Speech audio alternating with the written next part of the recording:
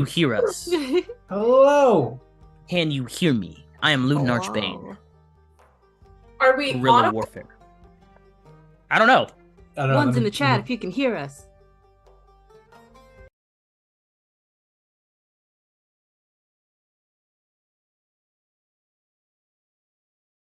You are. Here There we we are. Here we are. They can hear us now. Hello. All right, there we go. Wait, they. Hold on. They can't hear you. They can't hear you. Hold on, it's not working again. Say hello to Taro. There we go. Okay. Happy I was New just Year! I don't know. reading Taro. Okay. Can everyone hear me and hear the music and all that good stuff? Can I get some notifications in chat for that? My mic got unplugged, and that usually just throws everything out of whack because technology is finicky. It looks like it's working now. I went to go verify on the stream. Oh my And gosh. music, all right. Okay. Reading tarot is Tanya from the big Tanya. Welcome back. It's been forever. It's been so long, Yo. Tanya. Lauren, I can hear Lauren screaming in the other Yeah, the room. mic can't It's hear too her loud anymore. for the mic. I'm but so I can loud hear that the her mic is cutting through me out. the door.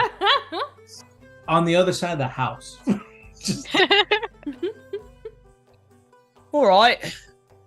Well, Happy New Year, everyone. Welcome everyone, one last time to Fate's one End, last time. Wow. Rude. a homebrew Dungeons & Dragons game driven by Fate. Even though I typically am your Tail Weaver for the evening, honestly, my players are probably going to be more of the Tail Weaver for this last session. But let's get our shout-outs going. Let's shout out Tabletop Audio, or not Tabletop Audio, I'm sorry. But yeah, Tabletop Audio at tabletopaudio.com. The ambiance and the music that we use from time to time. I also want to shout out RPG Sounds. I also want to shout out Genki. You can get the Genki browser plugin and receive discounts and coupons for shopping online while also supporting Ink and Lyre. Your purchases will grant us commissions while you get all the discounts. Plus, you don't pay anything extra. It works like Honey or Ebates if you've used those plugins before. So you can use Genki and help support our humble little stream. This evening, I do want to point out, we are going to be doing a giveaway, because I don't anticipate this is going to be a full-fledged session that goes on as long as we typically do. But we are going to be doing a giveaway. Everyone will be competing against each other. If you are watching the stream on your phone or on your computer, you should see a little icon probably on the right side of your screen, maybe, called Quiz Kit. If you'll allow that, and I'll remind you guys when we do the quiz, if you allow that, you'll be able to partake in the difficult infamous 13 question Fate's End quiz trivia game show that I have put together. For the cast is going to be competing and the audience will be competing. Whoever gets the highest score in the audience, you will be going home with a prize. I put a lot of thought into this. This particular book right here, I used a lot in the end half of Fate's End. It is the Traps, Puzzles, and Dungeons book. They loved all the puzzles and all the traps that I threw at them, and I think that you should share that in your own games. So whoever wins, that gets the top score, will take home one of That's on Tanya's Amazon wish list, so you better win it. Yeah, it's really good. It's really good. And then whoever gets the highest amount of points on our Fates End cast will be getting a $20 DoorDash gift card. Other than that, Yay! other than that, yeah. That being said, time has come for one last time to draw our cards for tonight's episode, tonight's epilogue of Fate's End.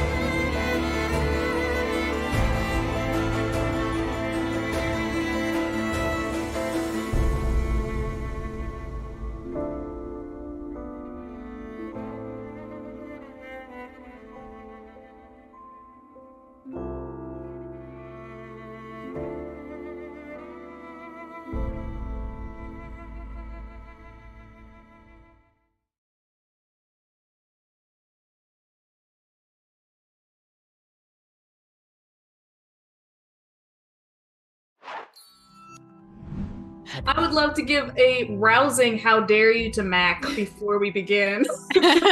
Yeah. Like, we just got here.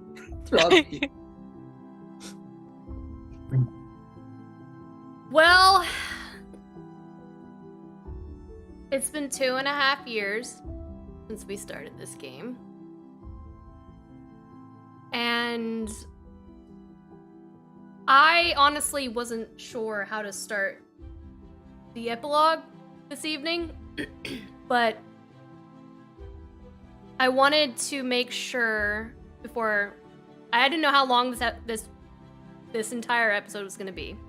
So I wanted to make sure that I got the most important stuff in first.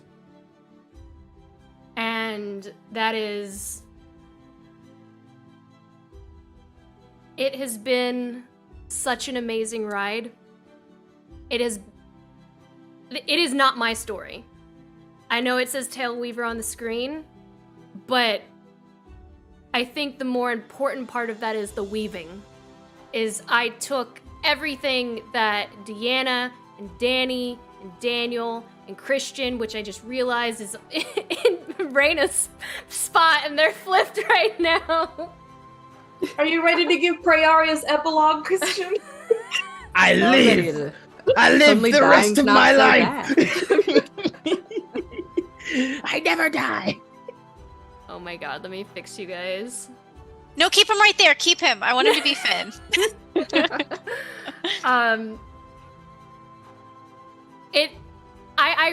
You all made this story. I think there's one quote that I really take to heart. It's a Neil Gaiman quote where he says that when it comes to writing, the whole thing about writing is to, you make it look like you have everything together the entire time, but you're really just running wild through your story, and you're making it look like you had it all together the entire time. And I'm not, it's not verbatim the quote, but I think that's me as a DM, is everyone gets this impression that I knew everything that I was doing from beginning to end, and it was really I was just flying by the seat of my pants. And I know without a doubt that the story would not be as good as it was and is if it wasn't for each and every one of you.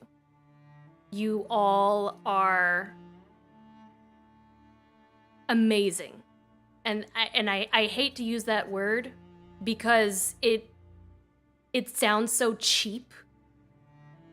Each and every one of you, there are so many moments in this campaign where you pulled at my soul.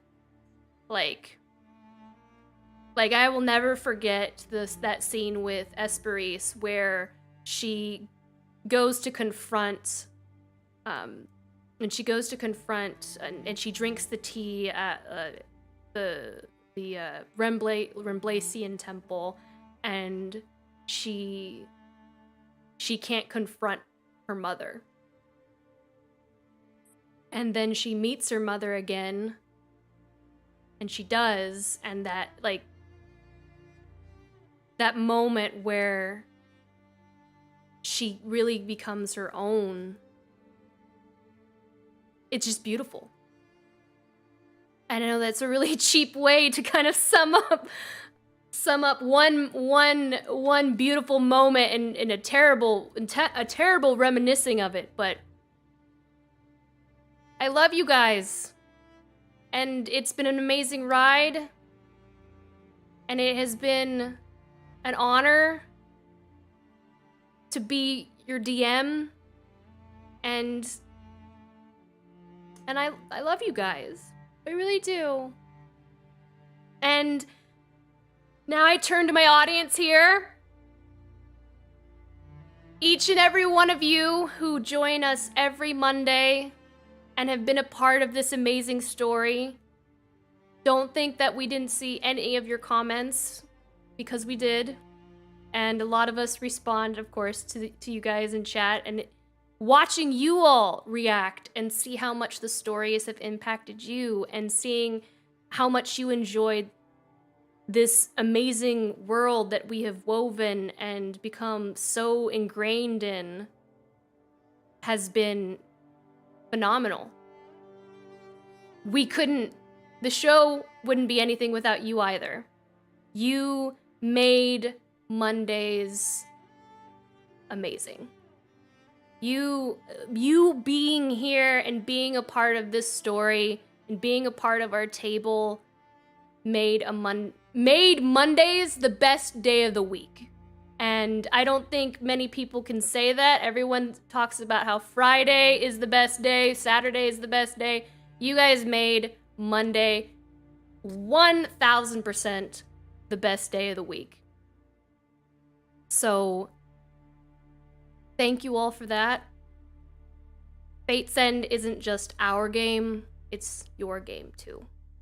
So we loved having you every Monday for this amazing story.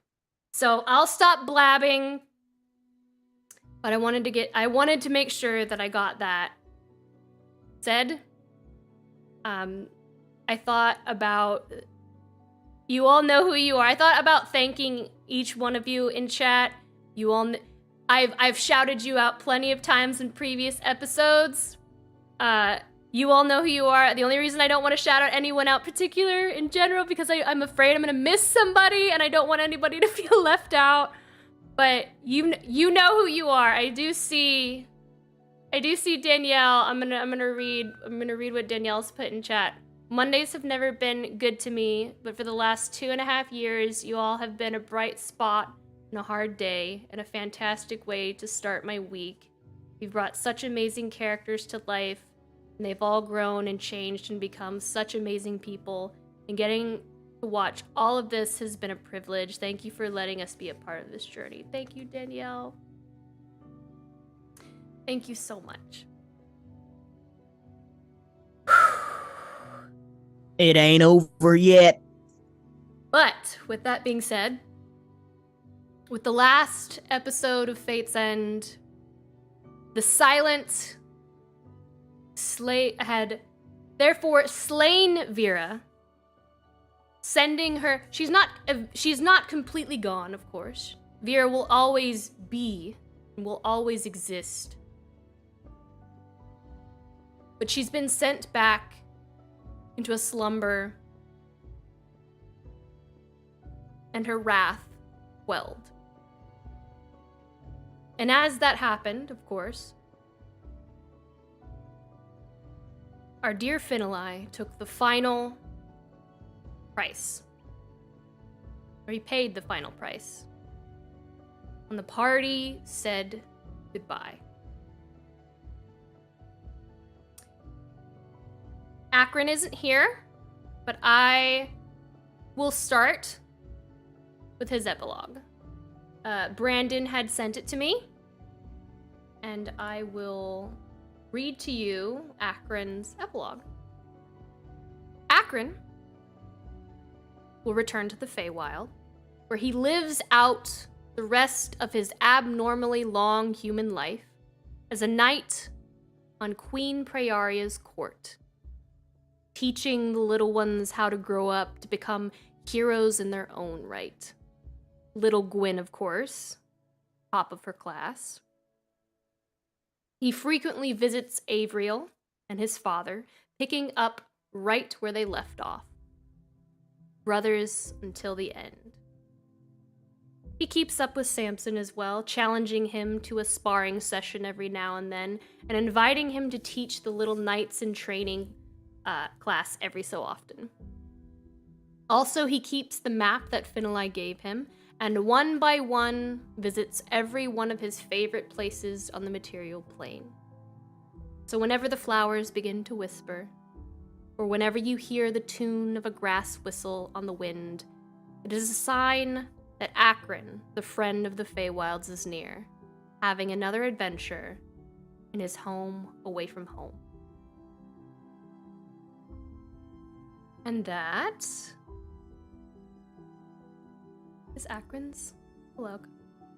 And I know that you all had a specific... Go ahead. I will say Esperith does have a request of Akron, but that'll be later, and I'll talk to Brandon about it as well.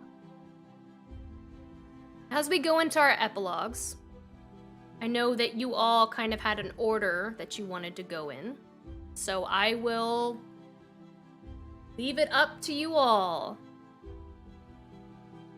Ludin Archbane, the last surviving member of the Archbane clan. A level 20 ranger fighter, angry human, y'all. Alright. Although his story with the silent ends, his life free from shackles begins. Tomorrow. Because the moment that Finn's body ascends to the stars, Ludin's heart descends into rage. So right after Finn goes up, Ludin drops off the mountain from where they are, and like a bullet travels back to Lacambria.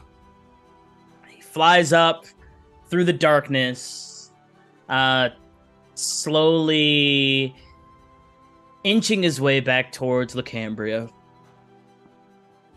until he finally gets there. And silhouetted against the moon, his little homage to Ermir, he begins to set forth,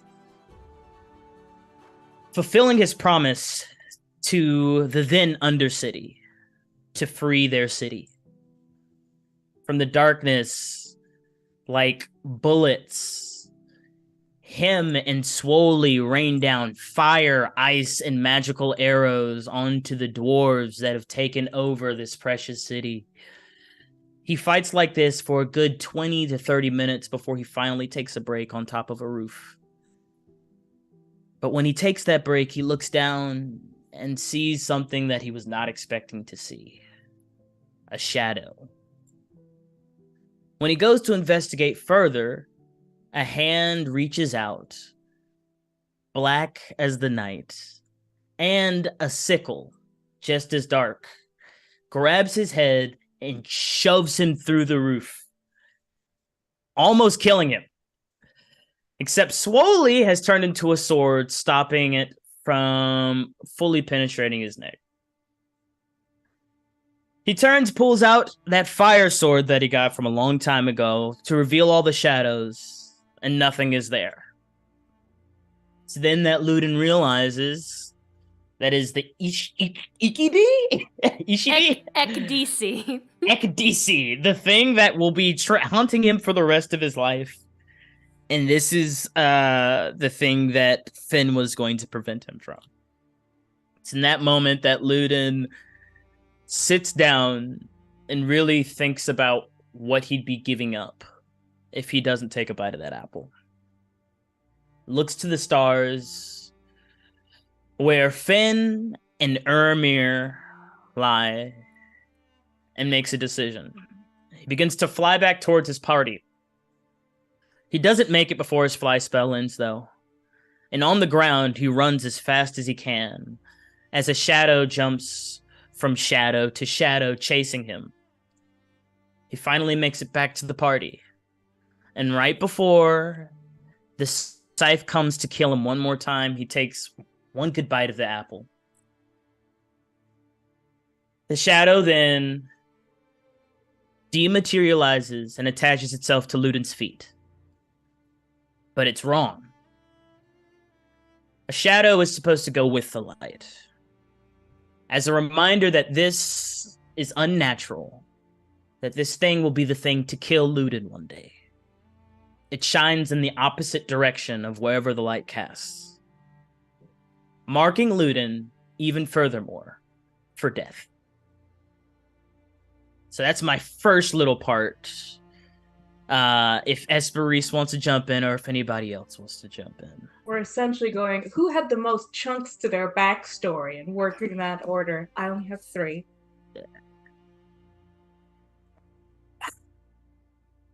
It was difficult for me to decide to even imagine or brainstorm what Esperis' epilogue would look like. And I think it was difficult for Esperis to think about what her life would be as well, because if you're in the depths of grief, it's hard to imagine that there will come a time when that will fade, that it could possibly be something that you could live with and live a life where that's not the only thing on your mind forever, where you have emotions other than grief and rage. But I do believe that that time will come for Esperise. But for now, in this moment, all that she is capable of doing is making sure that Samson and Praeria and the retreating figure of Luden know that if they ever need her, they will be able to reach her and she will be there. But for now, she's going to go down to the tent where Asteria was being kept. But before she goes to Asteria, is Finlai's mother still there? Or would she have had to get her body from the mountaintop? I think she was a zombie. I'm not sure. Yeah, she was. She was a zombie. And Esperise would have carved it from her there. Taken the crone eyes from her body and put it into her book of necromancy. Just the tattoo and her flesh.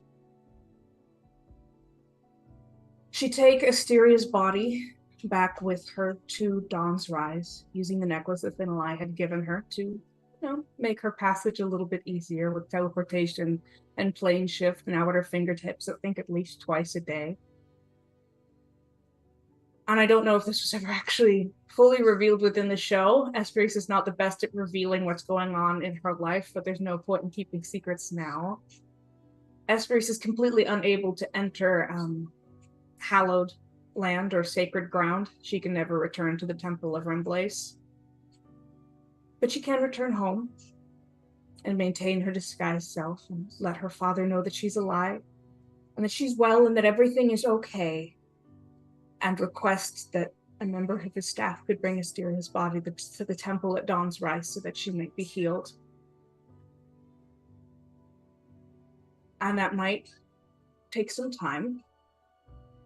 While Asteria is healing, Esperise plans to work with the magic that she has, that comes from Feywild, that which was most likely given to her by Levi, both before her birth, through whatever his machinations were, as well as through her pact.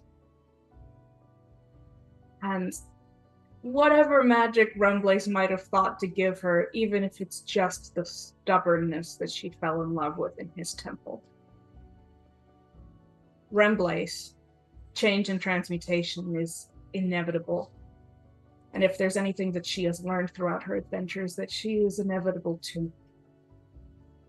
And she is going to pour her magic into... she died and she went unconscious. So I don't know if it counts as preserving the life or creating the life that was being created in her womb. And she will dedicate herself in that time to make sure that that life comes to fruition through whatever is necessary.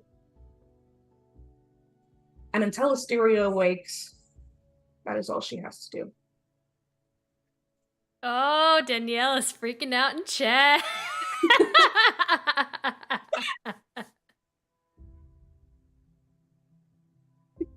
Lord, seeds. If y'all want to hold off, I can go ahead and go into part 2, my Fae friends. Especially since Luda's probably going to die anyway before y'all even, take 4 weeks. All right, so Well, I could go now. I only have one go thing. For it. I only have one thing I need to do. When I was thinking about Samson's backstory or epilogue, I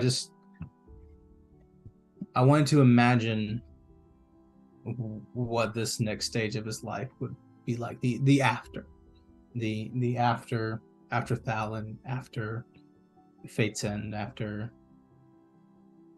Fen, after the Seven, all this stuff. I just tried to imagine what this chariot, this gambler who has spent the past 2 years protect those around him and make sure that we can take another chance on another day. Hold on, Daniel. We just disconnected. We're coming back. Yeah, the stream just ended. Oh no. Why? We Too got much 85. sadness on the Oh, wavelengths. It looks like it's back now. Okay, is everybody good? Everybody can hear us and see us and all that stuff. Okay. Quick Max said we're refresh. back. We had a hiccup. Sorry. Okay, we're back. We have even more people watching than before, so it's all good. Oh god. We're all here. I guess we're all back? Mm-hmm. Okay, Yeah, cool. Davis just got here and he seems very surprised that we are in the epilogue. The end, yeah. This is it. But I think that no matter what, I don't know where we left off, but Samson has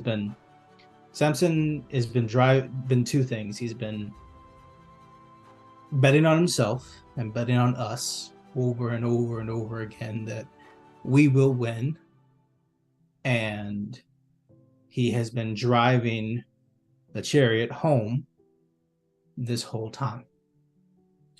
And every good gambler knows when to quit. And after this last one,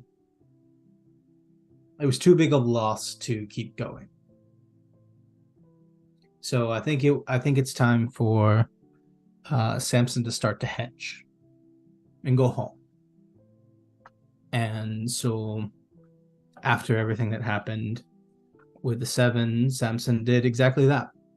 He went home. And Samson will spend essentially the remainder of his life in the Feywild. I imagine he'd come back to the material plane for special occasions if they ever came up, like, I don't know, marriages, births, weddings, funerals, all that kind of fun stuff for people he knows on that plane. But otherwise, it's time for him to be home. I imagine that he would spend a great deal of time once he got back making sure that the balance of power in the Feywild was falling in Prayaria's favor. He would serve as a good and loyal counselor and friend, and hopefully someone who she could trust as she took on all these new responsibilities and powers and whatever it may be. I like to imagine that he's there every day, drinking the same wine and forcing some smiles and making back alley deals and all those things that he did for so long. Right back into the element that he used to be in. I like to imagine that he left the house to Prayaria's family, to the Rithanawes, and the entire Samson Marx's estate is gone to them. And I like to imagine that he built a new home, one that was less dusty, very open concept. I like to imagine that it's a little bit indoor outdoor living-y. It's got like a back porch that overlooks the river, and he can drink his wine and read his books and in general enjoy the relaxed life. I like to imagine that he would plant an orchard for apples, and that maybe he would sell those or make some pies, maybe some mead or beer or whatever. I don't know.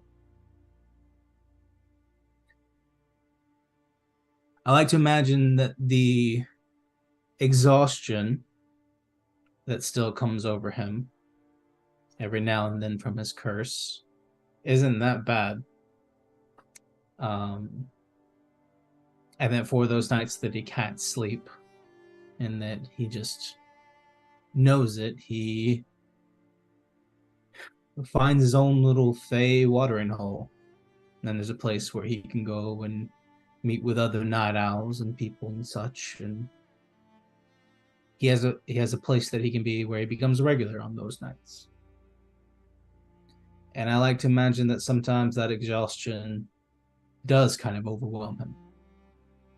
And unfortunately, there has to be a group of people that are responsible for checking in on Samson in his old house, just in case he fell asleep and wouldn't wake up. I like to imagine that he would spend enough money that if it ever came down to it, he could use the greater restorations to unexhaust himself, which is a great expense that the treasury will provide, obviously. Ventilized, preferably.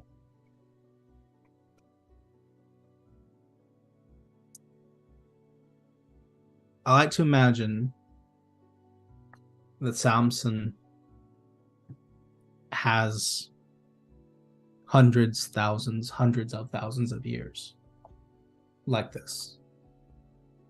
He's timeless body, he's archfey, he's level 20. I like to imagine that he could live forever in this way. And I like to imagine that he visits Thalen every day. And I like to imagine that at some point we would find Samson at the base of Thalen's tree. And that the time would come for however long Praeria lived with her curse-free life from Fen. At some point, he would be ready to take that curse from her. If Samson were up on that hill, waiting for a Esperis to bail on us just right now,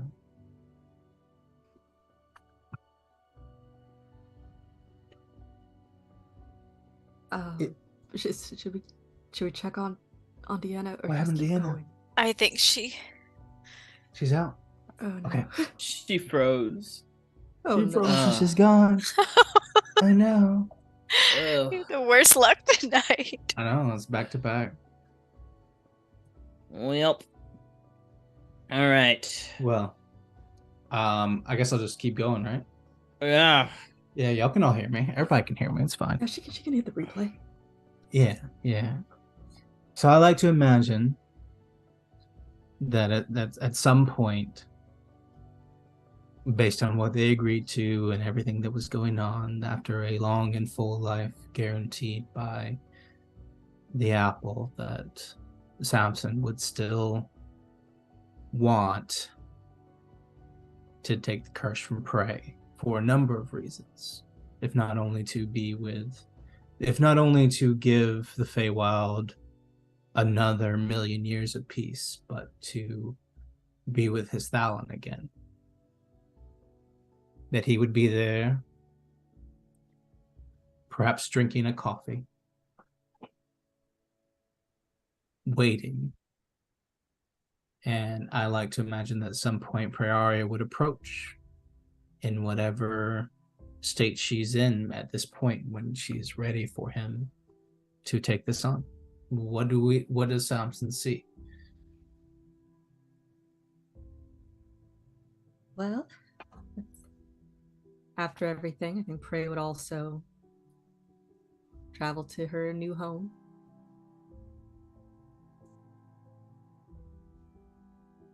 She would do something that she never really thought that she could do in this form, in the way that her body is, and that is she will relearn to live.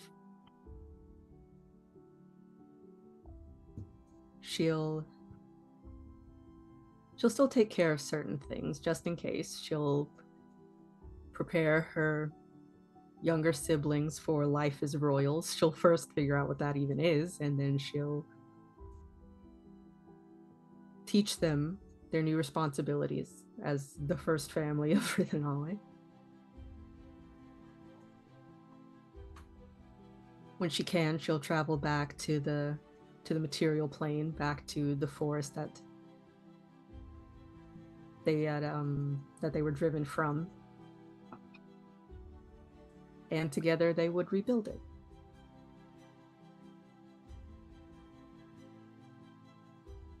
They would rebuild both of their homes. And as the curse progressed, maybe the work got a little slower, but she would carry on. She would check in on Samson and Esperise when she could find her. I'm sure she has many hag things. Yeah.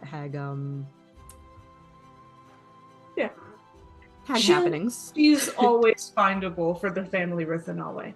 Okay. She will attempt to check in on Luden.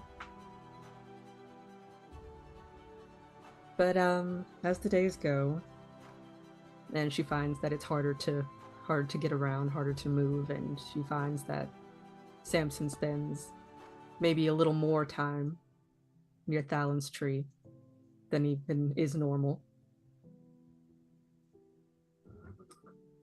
One morning, she will leave before anyone is awake, and she will slowly make her way down to see Samson. I imagine at this point she's mostly wood, so it's a very slow going process.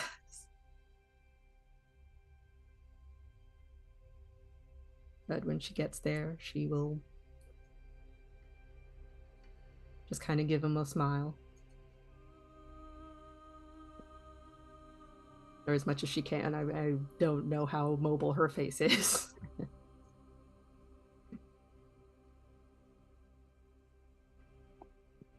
Hey, Prey. How are you this morning? I could be better. Could be better. Well, you look great. Oh, this? Thank you. I grew it myself.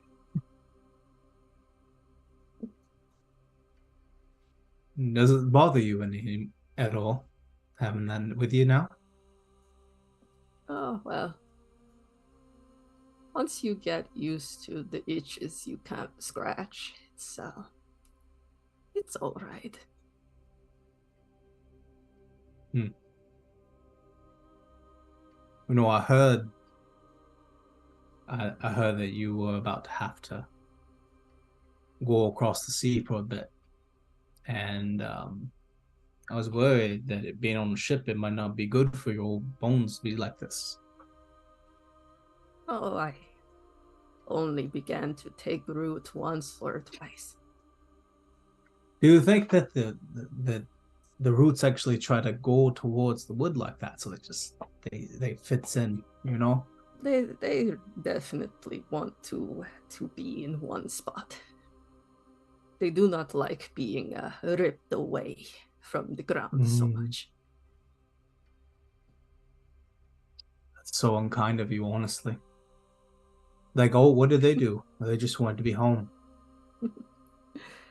Well, home is many places. Any places.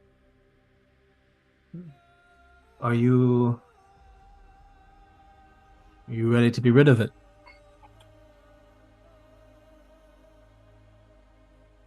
I think the question is, are you ready to go home?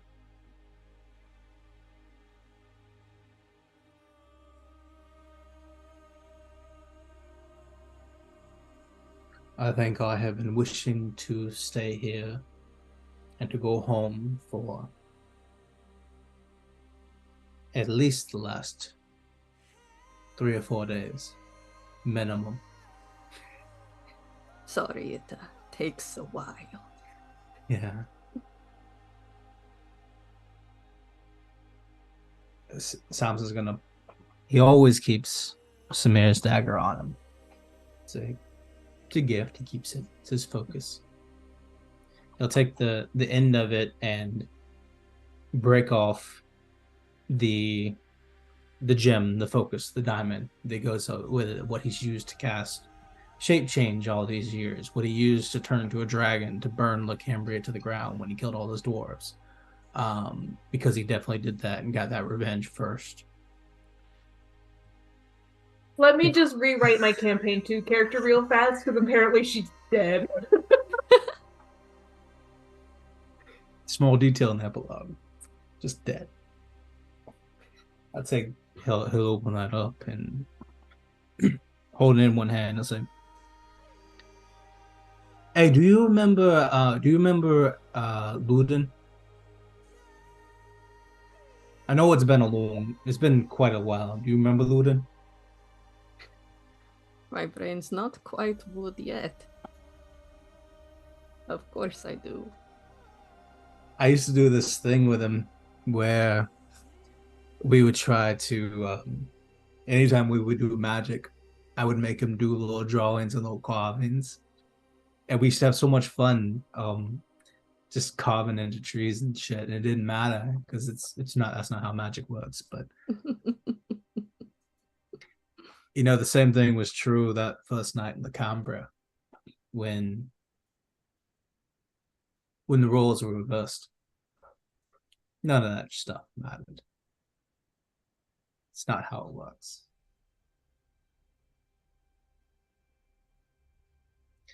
How it does work is it's very cold and it hurts a lot. And there's a moment right before I bring you back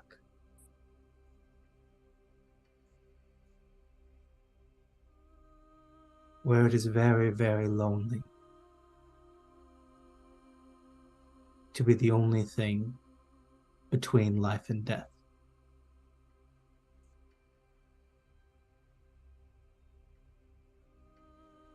But it's very, very short. And you're coming right back. I know I will.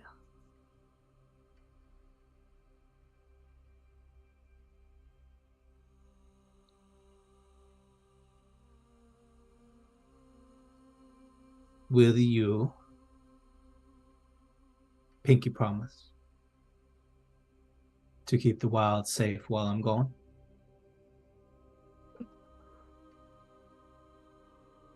I can do nothing else. And I hope you will take my word for it. I cannot exactly move my pinky very well.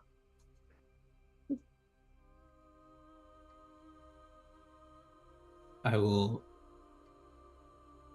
take the dagger, and there's a artery right here between the collarbone, right here in the neck, where if you place the dagger, it goes directly through, and then you bleed out immediately. Oh, well, as she's doing that, she will let go of her staff that she's been using as kind of a crutch, as a cane, and she will fall over to latch on to Samson in one last hug and just kind of gurgle, "I want you to know it's okay."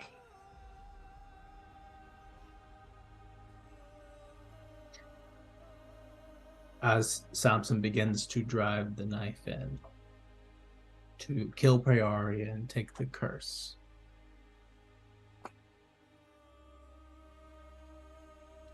he says, I love you and I'll miss you. And then he'll pull the knife out and the blood will fall.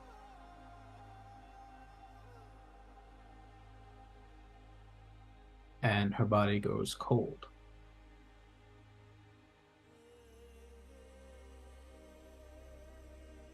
And that curse flows, just like it did from Ray into Uri, flows into Samson. And in this very Beauty of the Beast turning into transfigurative deal, Samson,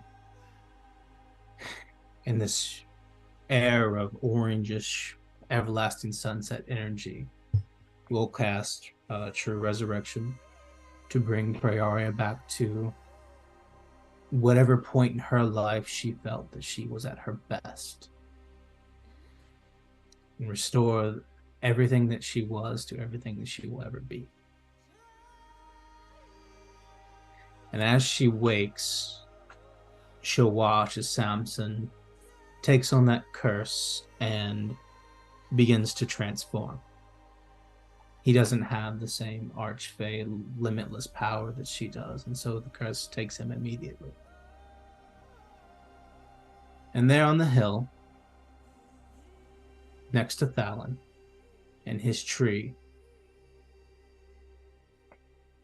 little 7-foot sapling sprouts. And there he will grow. And there he will be able to finally be as close to Thalon as he's ever been. And their roots will intertwine.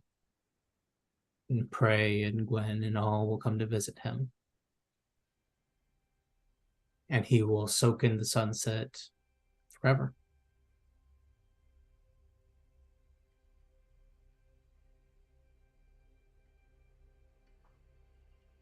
Prey watches this happen and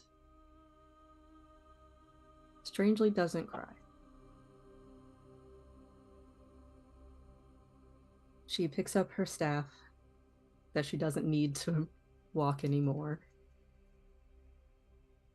Takes the biggest, deepest breath she has taken in just so many, many years.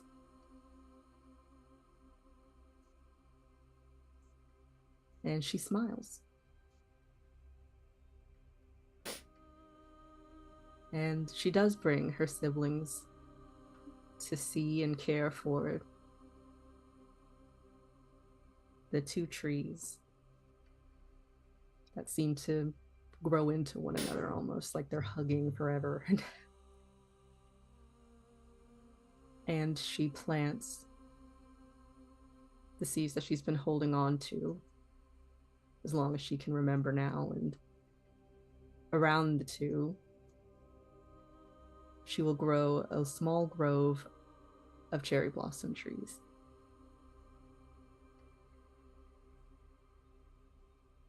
It's an adorable little graveyard. Yeah. Yeah. At long so- last. Yeah. I like to imagine that Samson is happy.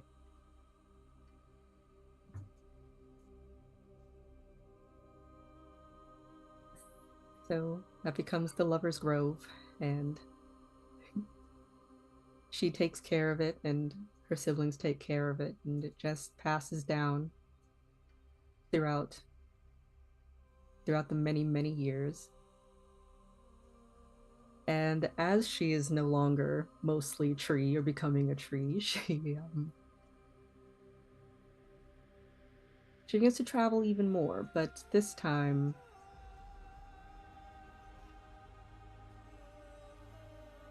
not with specific purpose, just because she can now. And she becomes something of a benevolent guide for travelers and adventurers. A bit mercurial, mostly kind. And she just helps those in need. Or those who she thinks it will be funny to help. I want to know, does she get with the eye lady? Are you live? Has beautiful, meaningful, yes. sad sex with the eye lady. I like to imagine she does keep in contact with Arlai. They do, She still has your eye. they have a relationship. She still has Well, of your... course, they will have a relationship as long as they are sharing vital organs, but Well, she would definitely manipulate you into that for sure. they have a fun relationship.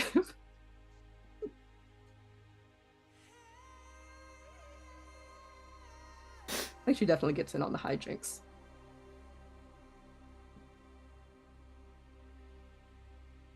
Yeah. All right. As we rewind the clock a couple of 100,000 years,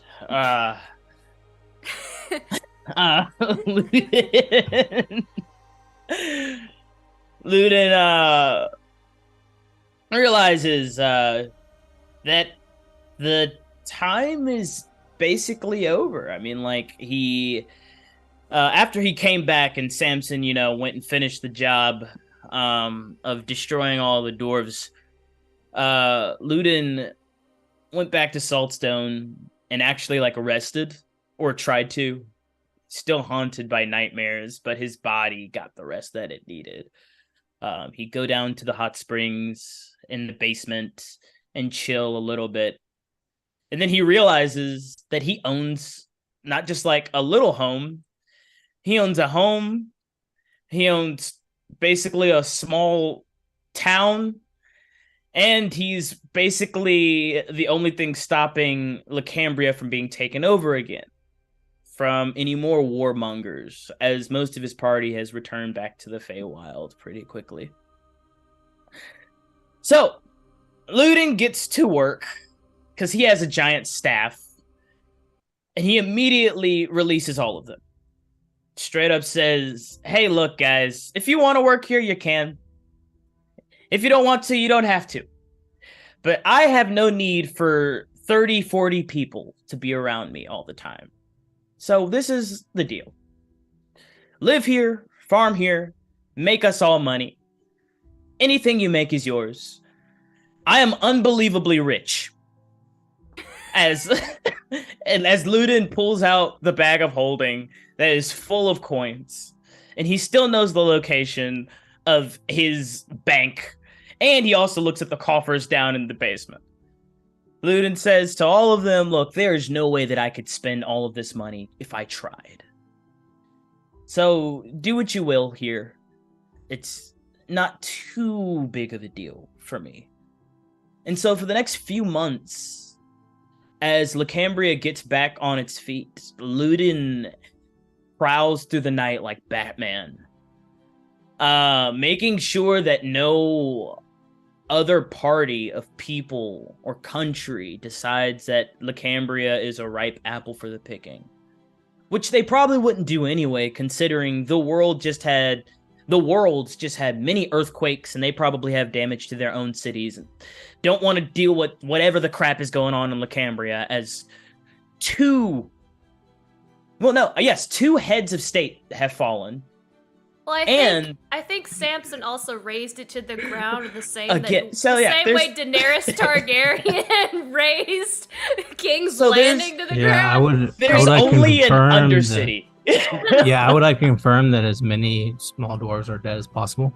Okay, but like Crick lived, and that librarian got Ludin got the rest of them Undercity.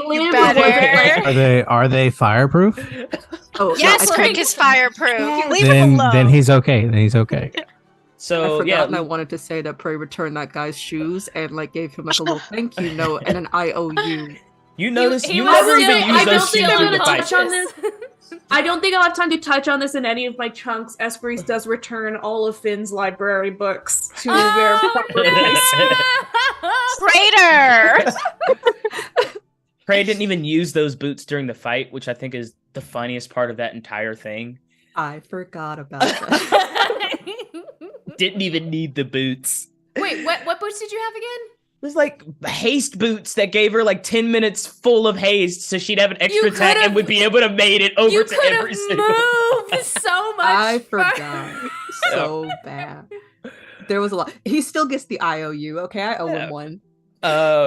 So I guess Ludin spends at the time, just making sure that those people can rebuild, as well as going back to his home.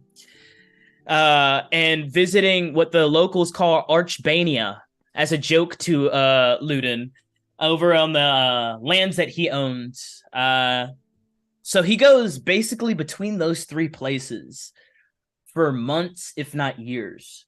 He spends his time fortifying Saltstone I want to point out, if you came back and you met with Pappy Months, he would have forced you. He doesn't meet with Pappy Months. He doesn't meet with Pappy Months. he hides when Pappy Months comes by. He puts on his hood like he's 22 perception. He sees Pappy Months on the other side of the village and turns around. He's always nowhere near Pappy Months could see. But he does like look after their statue, you know, the one where Pappy Months is as tall as Ludin. It goes back and forth between those three places for a good amount of time. He fortifies Saltstone with the workers there, probably help him as well. He starts putting ballista up, making the walls just more concrete. Making sure Lacambria is all good, and making sure that Archbania is fine. And with all of those things, he sits down finally, somewhat at peace with what's been going on, and begins to just write. And he writes the silent story. He changes their names, but anyone that was a part of the story knows exactly who these people are. And any questionable decision that is made, instead of it being made by any other person, it's always the human that is stupid. It's always the human that is taking on the evil things, that is killing people, that is doing those things. And it's at those moments that Ludin realizes that his swords or all of his weapons are no longer black, and that all of the souls that they promised to give away, they've done.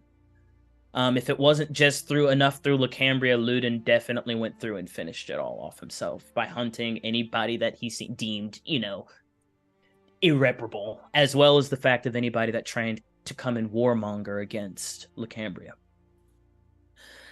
As he spent his days, fortifying and making sure that everything was good in these three areas, Ludin realized that he tended basically own, if not help, have a huge presence in the whole western portion of the whole northwestern corner of Aurora.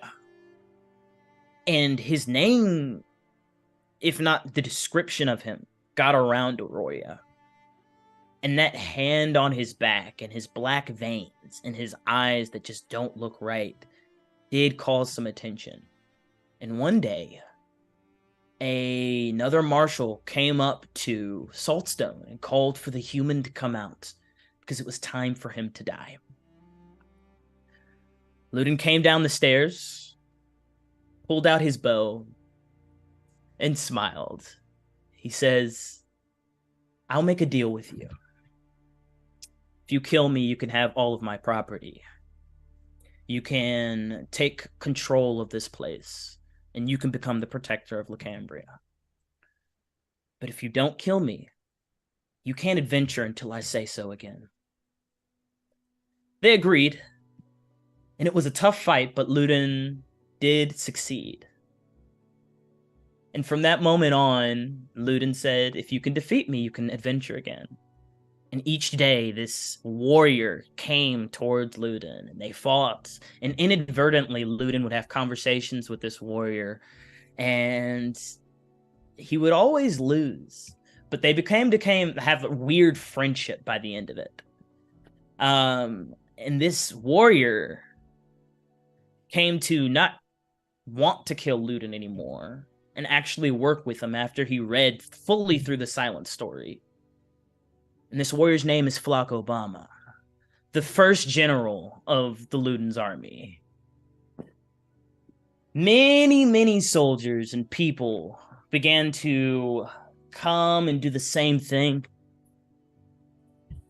And each time Ludin would give them the same exact offer that he gave Flock Obama. And Flock Obama at that point would just laugh inside of the tower as he knew that his boss would win, and if he didn't, he would step in, because who cares about a hero's deal? What matters is the number one rule: come back alive. And Ludin knew that he had his back. Over the course of a few more years, Ludin was about 29 to 30 at this point. He had amassed a huge crew of people that all had come for his head, but left with a different idea of who this human was. Until a warlock came. Ludin did the same deal, cast silence, quickly dispatched him, and realized he doesn't know how to do magic really well. Next day, a wizard came. Same problem happened, and he realized he wasn't angry at his sister anymore.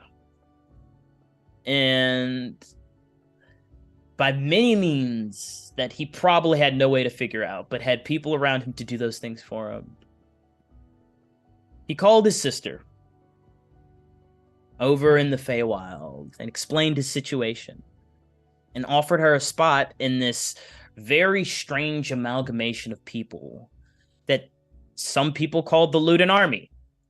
He hated the title, but understood the purpose. I'm not going to be calling it that. I don't care. Just, I can't deal with magic people right now, so this is all you. Their stuff's yours. Do what you want with it. We're cool. I'm cool. Come by for Thanksgiving sometime. Jesus, it's been long enough. Goodbye. And he'll send them off. And so any magic users that come will go towards his now magical hand of the Luden Army. Finally, the last group of people that would come were these clerics who, quite frankly, Luden thought were ignorant of who they were really serving. He would dispatch them the same way he would dispatch the rest. At this point, it was a huge crowd. It was as if they had an HQ at Saltstone. But he didn't have a god. And quite frankly, he didn't know what it was like to love a god and then not love one. Well, Luden did know somebody that did, though. By some means of the magical that doesn't concern Luden, he had his magic users find Finn's brother, Reuven. And if Reuven were to accept, he would let him have his own portion of the Luden army. And finally, the three heads of Luden army were put together. Esperis, the mother of the magic users, Reuven, the warrior of the fallen, and Luden, the human. So, his army grew with basically the same saying of down with the gods. The tenets were really simple. The gods' time has passed. It's time for mortals. It wasn't a violent creed by any means, but it did have a message to share and spread, but it wasn't something that was just, okay, go down the street and burn down your local seminary. It was a lot more nuanced than that. It's a lot more about getting the information out. And if people were to go up against the Luden army, they would defend themselves. But I think Luden at that point had had enough death for the sake of death. And he became a lot more pacifistic in that nature. By the time Luden had reached his mid-30s, he was able to at least establish that his army was more of a guild. It was quick and easy to put together parties for quick missions. It was funded by an ancient dragon's horde. But adventure was something that these people did enjoy. So basically the idea would be that the marshals would get maybe 2 magic users and one of the fallen, and they would have a party.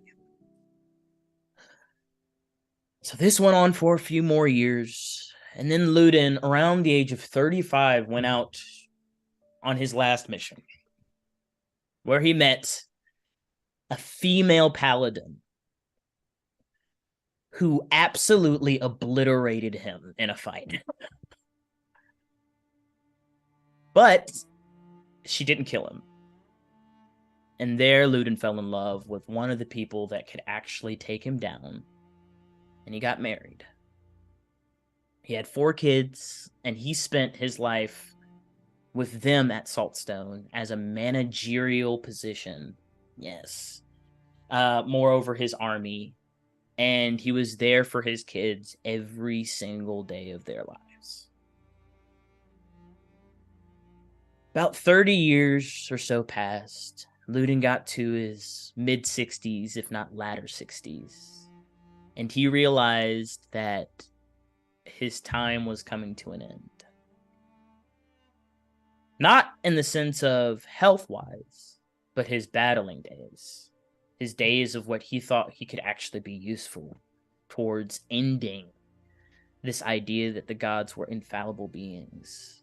And at this point, he realized he had an opportunity to teach his army something that he has felt his entire life. So he stared at his shadow that went the wrong way as a constant reminder of his death to come. That it was always less than one step behind him. And he made his army, all of them, take a trip to the Feywild. He gathered his friends, his family, his children who are now adults, his older wife, and he invited them to what he dubbed the Battle of the Century. He didn't explain to anyone what that meant, but everyone knew that if Ludin Archbane was fighting, it was a sight to behold. In the dead of night, he stole his shadow back from prey as a little surprise to what he had. And when everyone was there, he looked around at his family and at Samson, at Prey, at Esperis, at Reuven, all of these people that he had finally been able to have a life with, and smiled. And he gave the last speech that went something like, "For all those people who don't know, this is how a soldier in the Ludin army dies. Not afraid of a god, a beast, man, or fae. He'll take Swoley, his trusted companion for all these years, and slice into the ground, severing that shadow from his body. Stab into the glass to be reunited for the first time with his shadow since his very, very younger years. And we do not fear our shadows. Even though they know our secrets, we know theirs. Swoley will turn into a sword. So, my soldiers, do not go gently into that good night. But understand that we face death head on, no matter who or what it is. And there in front of all of his army and his friends and his family, Ludin gave the best fight that he could. And for a moment, some people thought he would win. Even though he knew he couldn't. This creature could not die. He definitely tried his hardest. And finally, that hand that was on his back and on the creature that he was fighting collided with each other, and he was taken to the underworld, shadow and all. But when he was taken, he had a smile on his face, and to Esperis especially, he gave a wink and said, "Hey, it's the way I wanted to go." And those were the last words uttered by Ludin Archbane, whose legacy remains in Aurora.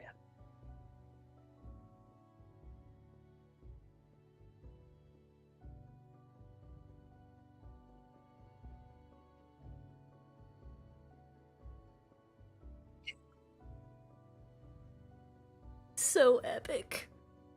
I feel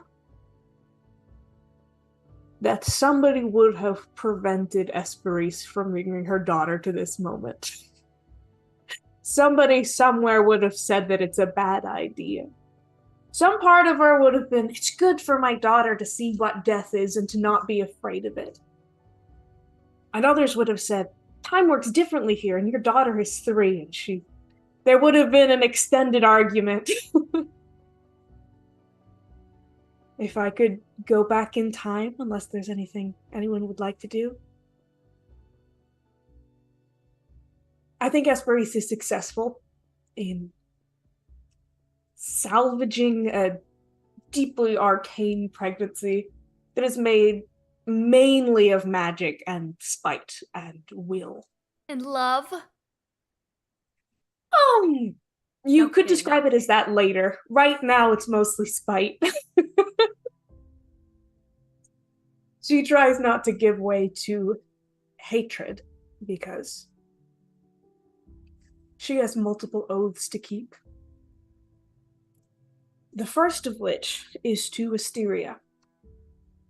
However long it takes Asteria to heal in the temple, Esperis will wait on the material plane, so that when she emerges, if she wishes to speak to Esperis, Reese can tell her that she was never angry,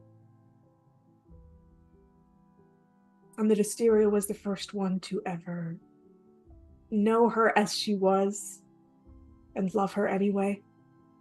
But she wasn't the only one. Not anymore. And that if Asteria wanted to be in Esperis' life, there would always be a home with her.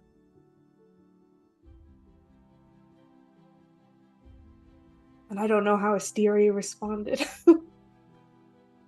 But Asteria would eventually awaken, of course. Very bruised, dark black bruises on her kind of ebony skin.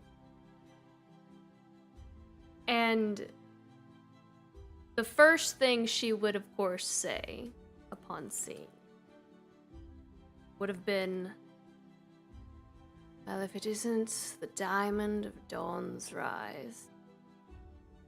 And she would just chuckle a little bit under kind of like the pain that she was feeling.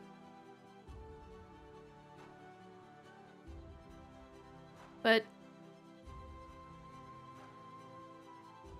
sorry that I could have searched for you harder. I just believed. At a certain point, I believed you were where you wanted to be. her smile would fade.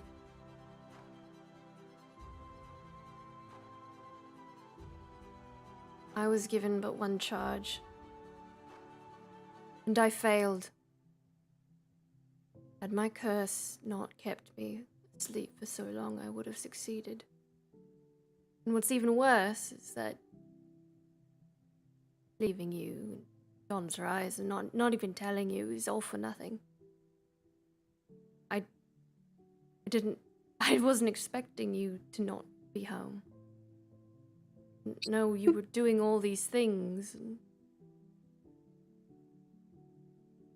but I am a failure.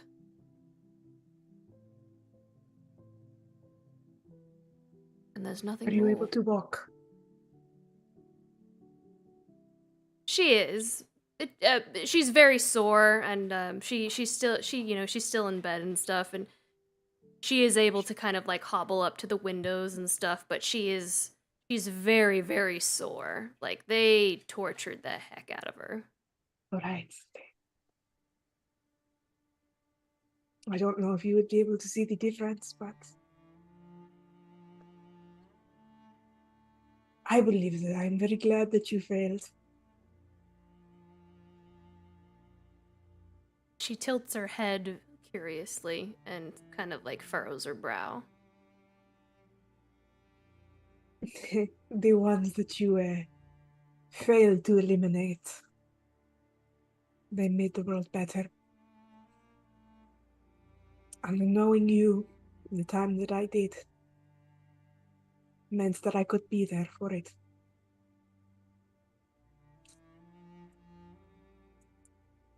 Remblace is not a god that I worship, but I do still believe there is no changing the past. Everything is as it always was. and as it always will be. And I am grateful to share some of my path with you.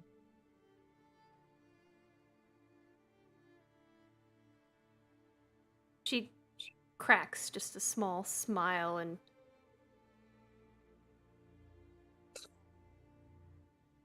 Also,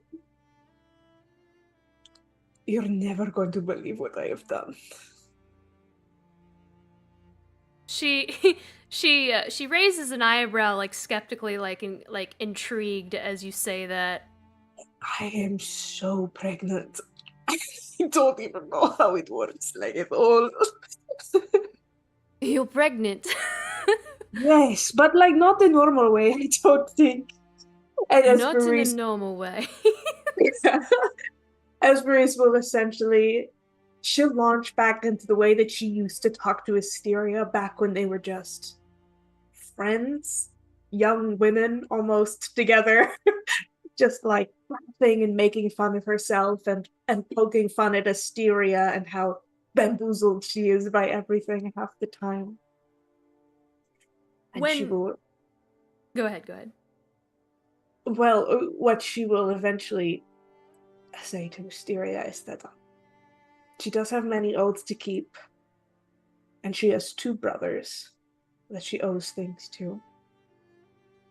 And she has not seen one in quite a while. And have you ever had the opportunity to see the Feywild?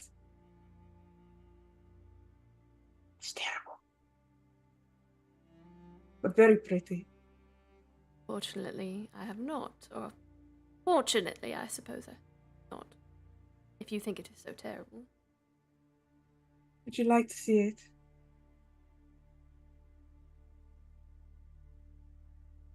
I think I would, if you'll have me.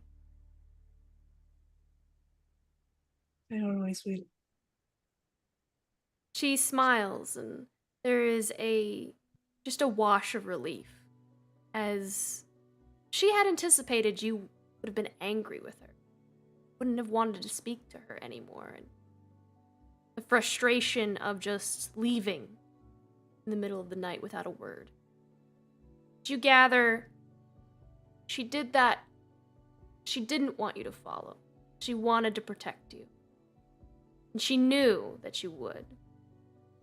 Because Esperis and Asteria are essentially the same person, and everything's better if you never tell anyone what you're doing. Which is interesting, considering that you told her everything when she was a statue. And that wave of relief and just that reinvigoration of friendship brings a new color to her. She will go with you for a while. And before Esperis goes, I'm so sorry, Ludin. I don't think you would know about this. Okay. Esperis very gently plucks from her book a few eyeballs, rolls them in the direction of Saltstone, and she will always see what happens there. Well, you see a large army amassing, but the best thing that you see there, I don't know if y'all would have known, because he probably would have died by then. You see my little battle pig, who speaks fluent common, who has been awakened as he wears a belt. He speaks fluent common, everyone! We need a name. What is this battle pig's name? This battle pig's name is Snonk the Barbarian. Snonk the Barbarian. And he walks around proudly, as he is another general of the Ludin army, the animal division, of course. He runs all of the, the familiars and the woods animals. I guess at that moment when you rolled it over, you'd see Snonk yelling at a bear, full armor with his own mini Swoley. Swoley will switch between Ludin and Snonk every back and forth because he can turn into a weapon that Snonk can use. So literally just like that, yeah, like it's perfect. So that's what you'll see at the very least. Things are going great in Saltstone. Puts her head in her hands. But Esperis is I thrilled hope about that they still have Snog eat outside. Snog can speak common fluently. He can eat at the table. Does he use the correct silverware? He's evolved. Yes. Yes, he does. Snog is perfect. He is perfect. He's awakened. Is this the original Snog? Do you Yes. guys remember I trained the him. mutated pigs from like the Teenage Mutant Ninja Turtles? Oh, I love that. Snog is the battle pig. He goes oink now. Like that's Oink. This is the reason I left Solstice. And I will say, wherever the Archbane line goes and wherever they are, the Mother of Hags, she does not interfere with their life in any way. But she knows You where they are. interfere once, and we can tell this story together.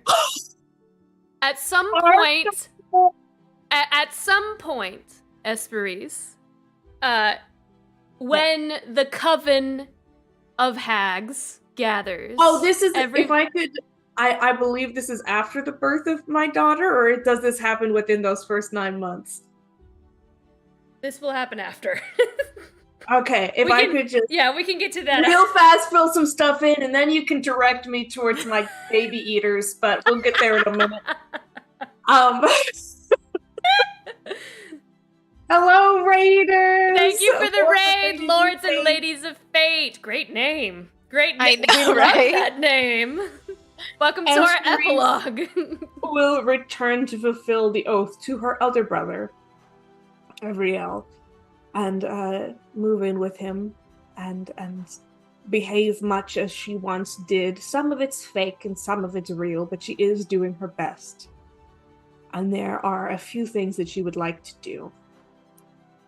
She would like to learn how to garden. She knows that as a fae and as a sorcerer and as a friend of the Queen of the Gloaming Court and of Samson Martis, she could just, wave a hand and beds of flowers would erupt at her touch and all that sort of thing. But she's not good at gardening. And she gets covered in dirt and disgusting and soil under her fingernails. And that's kind of the whole point. And she will make gardens of, marigolds that her father called her? Buttercups. Buttercups. Little yellow buttercups. And also snowdrops that she was born into and that Levi spoke to her with. And when her daughter is born, she will plant a cherry tree from Prearia's Grove. And she lives in a land of eternal summer. And that tree will never bloom here.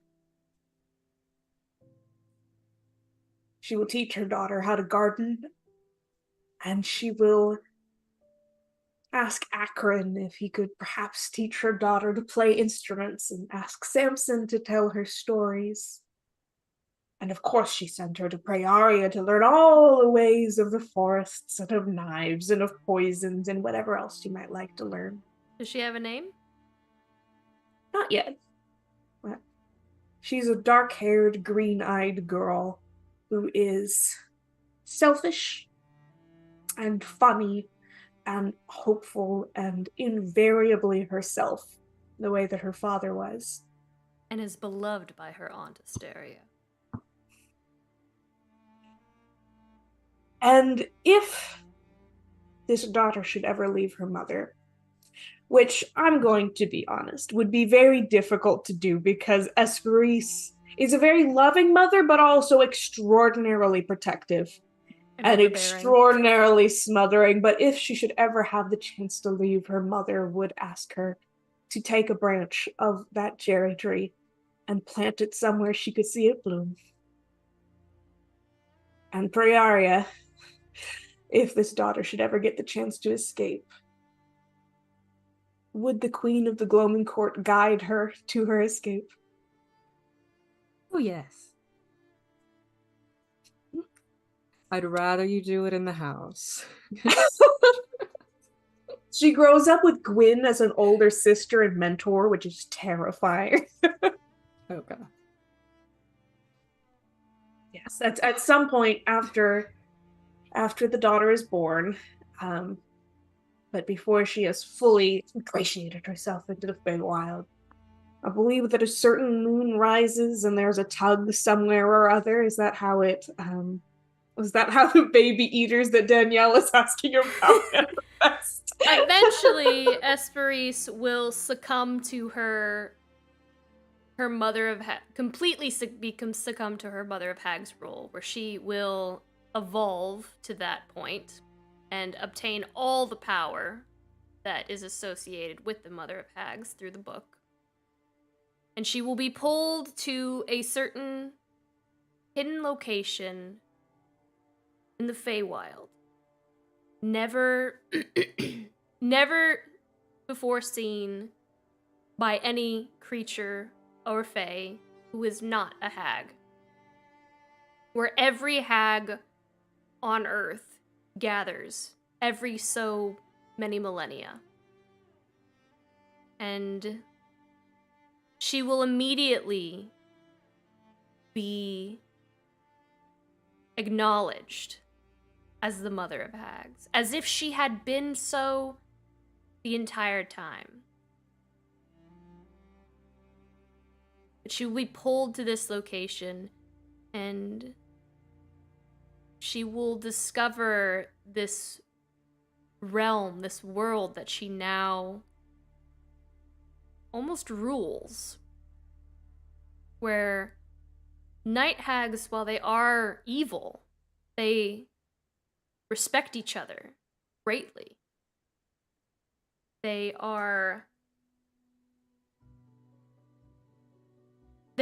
do reproduce by eating children. So Esperise will discover that.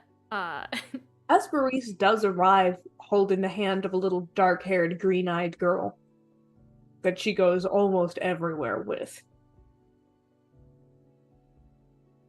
And how would you explain that to the night hags? How would Esperise explain that? I don't believe that I need to explain anything to you at all. It's exactly what happens, and they don't ask any questions. The interesting thing, Esperise, when you meet all these night hags, this just swarm of night hags, you already know their name. Every single night hag, every single sea hag, all of them. Like, you know them all by name. And they know each other by name as well.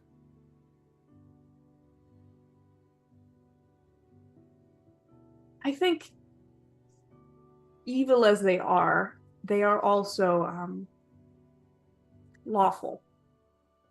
They abide by a code that she understands. And she both respects that and appreciates that. Because there is nothing so malleable as a code. She spends a great deal of time not manipulating, because she does have a care for the hags in her own way, but ensuring that the activities of some of the oldest magic in the world are bent in the direction that she feels they should be. First, that they might be assisting the mother of all arcane in the mortal realms, which is, her on behalf of Luden's army, ensuring that whatever directions they keep, that they might aid magic or assistance to his members, but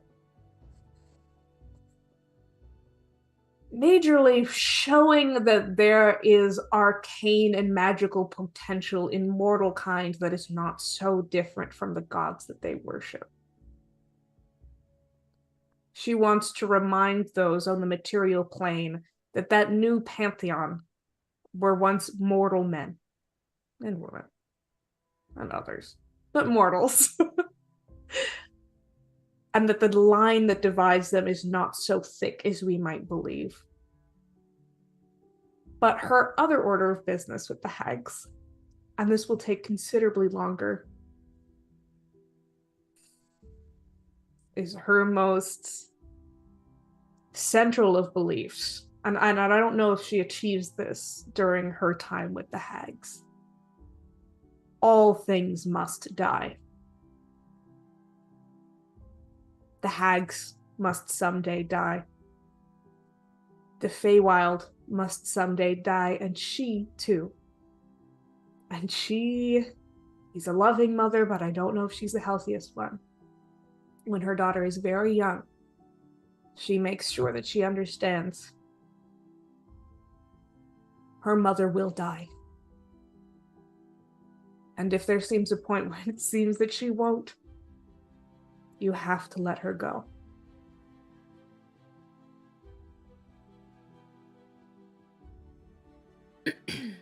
But that's what she dedicates the rest of her life to. The one interference with Luden's life, you being the mother of hags, does grant you many privileges.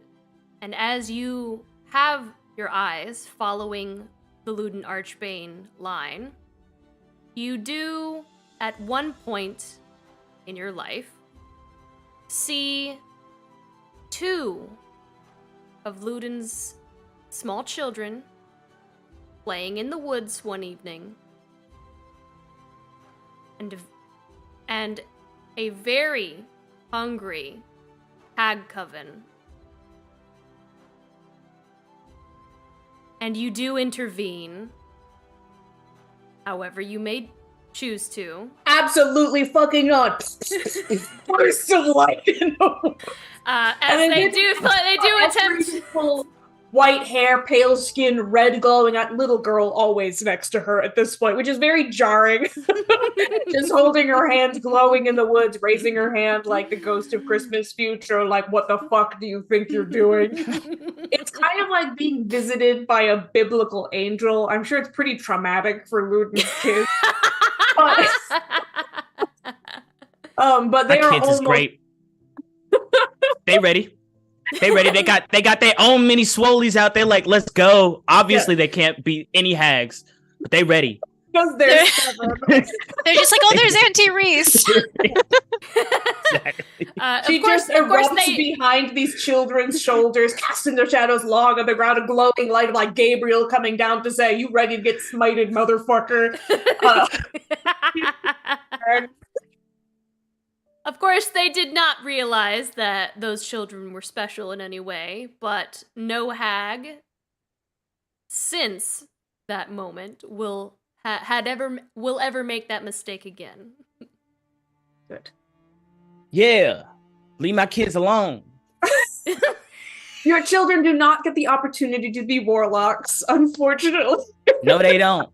They're marshals to the end, just like they. Well, I mean, they could be half paladin. I got 4 of them, so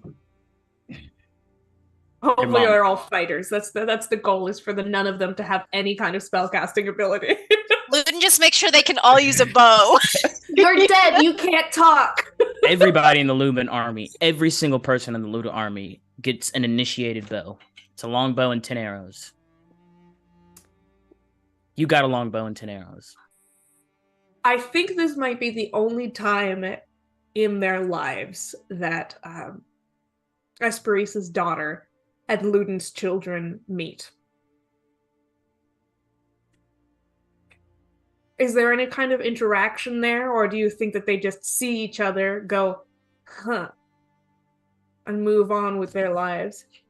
I'd like to think that Luden's kids are just as curious as he was as a kid. I think that Luden does a good job of like protecting them, but also like realizing that, hey, like Luden went all out through the woods. I mean, that's how he got that scratch from the bear and all that stuff like that. I mean, like he gave them the weapons to equip themselves and things like that. And if they ever scream loud enough, I mean, homie will be there, but he does really he really wants them to have the decisions of whatever they want to do as children, as well as adults, and to grow up with that idea of understanding what that is.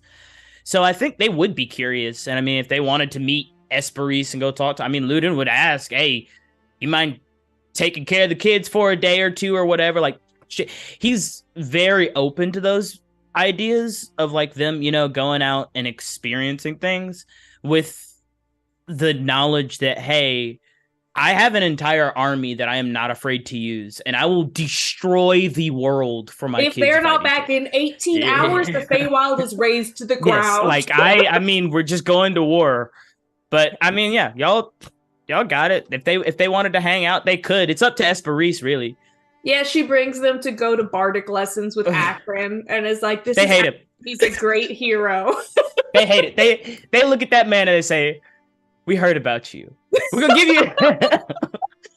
you we're gonna give you our own benefit. They heard about, well, everybody's read the Silent Story. I read it to them as they went to sleep. So they heard about the hero. They had a fun time though. Aw, thank you, Flago Bomb. You didn't have to do that. Thank you. Oh, thank you, Flaco. First general of the Ludin army. First general of the Ludin army. I think that leaves us with Finalai, I believe. I guess to close out Esperise, I do think at some point she dies, but honestly, I feel like some D&D party someday is gonna have to kill her. Lauren's so excited. You're not allowed to kill Esperise in the epilogue. Huh? You're not allowed to kill Esperise in the epilogue. Okay, great. That's what I thought. Thanks, Lauren. Well, we know what we're doing next season. I will say the Ludin army is 100% behind the hag idea, all that stuff like that. And if they ever need the Ludin army, they there. Hopefully the kids will do their job and, keep spreading it. But if they don't want to do the war thing, they don't have to. I think the idea is like, it spreads by itself with just the thought. So yeah, throughout her entire life, she has this very weird, like, alliance with so many people that I don't think anyone understands except them and the hags, if that makes sense. Absolutely. Love it. I look forward to playing a character who kills my old PC in another She's ready to go. She knows she has to die someday. Let's be the bad guys. She's gonna be so corrupted by that book. It's gonna be awesome. She knows exactly who she is. Well, I love her anyway, so there's that. Well, to start off, do you guys want to hear the letter that Finn sent to Cyprian back in the Vardo when they were heading to the last boss? Back when Finn was alive, yes. Back when he was full of Back hope. when Finn alive. Back when he was alive. Okay, let me go find my Finn alive voice. Okay, here we go. Okay. Wait, I want to hear Lauren's Finn alive voice. Yeah. It's your snonk. It's the same voice. I mean, Cyprian, there's no hey, difference. it's me. I bet you didn't think you'd hear from me for a while. Yeah, that's it. Yeah, That's I mean, it. that's Finn. I mean, It literally starts out with "Hi, Cyprian" with like 4 exclamation marks, which I'm pretty sure Finn actually writes out. I hope you're doing well. I haven't heard from you lately, but it's probably because you're really busy, so I can't blame you for that. Have you been feeling the earthquakes lately? You might have guessed something big went down, and you'd be right. We just defeated the last 7 of Severance. It was rough, let me tell you, and things didn't exactly play out as we planned. But we're all still here. I could really use one of Belgane's fuzzy navels right now. Or maybe 10 of them. Next on our list is a place I never thought I'd visit again. And when we do that, then the world will finally be saved and we can finally breathe a little bit. There's so many places in the world I want to explore, so many people I want to meet, and of course, so many books that are begging to be read. And this next little part is something he wrote out and X'd out. Esperise and I can travel between the Feywild and this world, and we can fulfill her dream of building a portal. And then the end of the X. I'm going to be honest with you, Cyprian. I'm not sure what waits for me on the other side of this. By this, I guess I mean fighting Lady Vera. Ludin says I should figure out what I want my future to look like, but that feels impossible. I don't want to die, but I also don't want everyone else to die either. And look at what the curses are doing to people. Look at what it did to Ermir, and what if defeating her means we all die? Was it worth it? Will anyone remember us in the end? The Silent isn't like the Celesta set. Sometimes we had to do really bad things because the bad things were better than the horrible things they could have led to. Did you or Cassius ever have to do bad things too? The more bad things you do, the farther away you drift from a happy ending. That's why you become a hero. Not for the fame or the glory or the happy endings. You're a hero so you can give the people you love their happy endings. This letter is different from the rest. It may be our last, I can't know for sure. So I'm sorry if I'm sounding like super dramatic or if I'm going on too long, but you're probably used to that by now. But I just want you to know that I'm glad we took a chance on you. You may not believe it, but you're a good person, Cyprian. You wouldn't have helped us otherwise. You can use whatever excuse you like, but I know. You're a good person, and I want to keep believing in the goodness in people, even in the darkest hour. I would like to do it myself, but in case I'm not able to, I want you to restore Cassius's memory. He deserves to be himself without any interference. He'll be so mad, but at least he'll be himself. I kept telling myself and others that I changed his memories because I wanted to keep him safe, but the truth is, I wanted to keep him mine. I wanted to be selfish. I wanted us to have a connection despite everything. And at the same time, my need for his affection overruled his identity or his freedom of choice. I wanted to manipulate the world around me to give me everything I could ever want. I hope he doesn't hold it against me. Please watch over him, Cyprian. Make sure he comes to no harm. And give him a big, big hug for me when he's turned back to normal again. Thank you for these letters, and thank you for always answering back. Hope to see you around. Finn. And that's the letter he sent to Bardo. Head nod. That's a really good. That was really good. I wrote that before I knew about for the last episode. I wrote that. And okay, I'm gonna tearing the curtain back. Danny's been saying Finn's gonna die at the end of the campaign for like a year and a half. And I've been saying, no, Danny, we have a way to get Finn not to die. We have methods. And Danny's like, no, Finn's gonna die. So you knew. Ever since we had the episode where Finn found out that Levi pretty much twisted everyone's fates to come into this central plot to where they would have to kind of hurtle towards the end. I think that was the moment where I realized, yeah, Finn would absolutely die for these people. And that's when I knew he was probably going to. So I would hope with that letter that Cyprian does carry out his wishes and that Cassius does get his memories restored. Cassius? I hope that happens after Ludin's dead. Cassius immediately comes to kill us all. I swear. That's the thing, though. I feel like Shortly Cassius would after. feel that Vera's put to sleep again. Like he has such a close connection with her that I feel like he can feel. And he'd But just it's be different. cool with it. He'd be I'd like, say "Well, I battle guess station that'll since we happen." got a battle With it. station. He's so chill, like, oh, you killed my god? Well, I guess let's get Let's He- go, tacos army. later. When Yeah. his memories are restored, he does get extraordinarily angry. And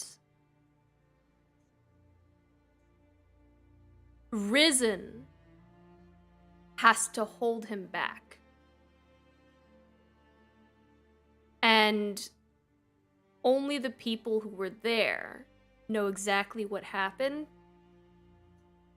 But him and Risen, they disappear. And they're not heard or seen from. Luton hears about this. I guess You're already dead. You're already dead. Oh, cool. Oh, this happened. Dope. Dope. Not your problem. Yeah. Third hears about this and goes, I got my luck. Everybody on alert. He's like, I've been practicing since I was 2. It's sniper rifles by then. I think, well, would Cyprian say this something to him too? say something to Finn? To Cassius.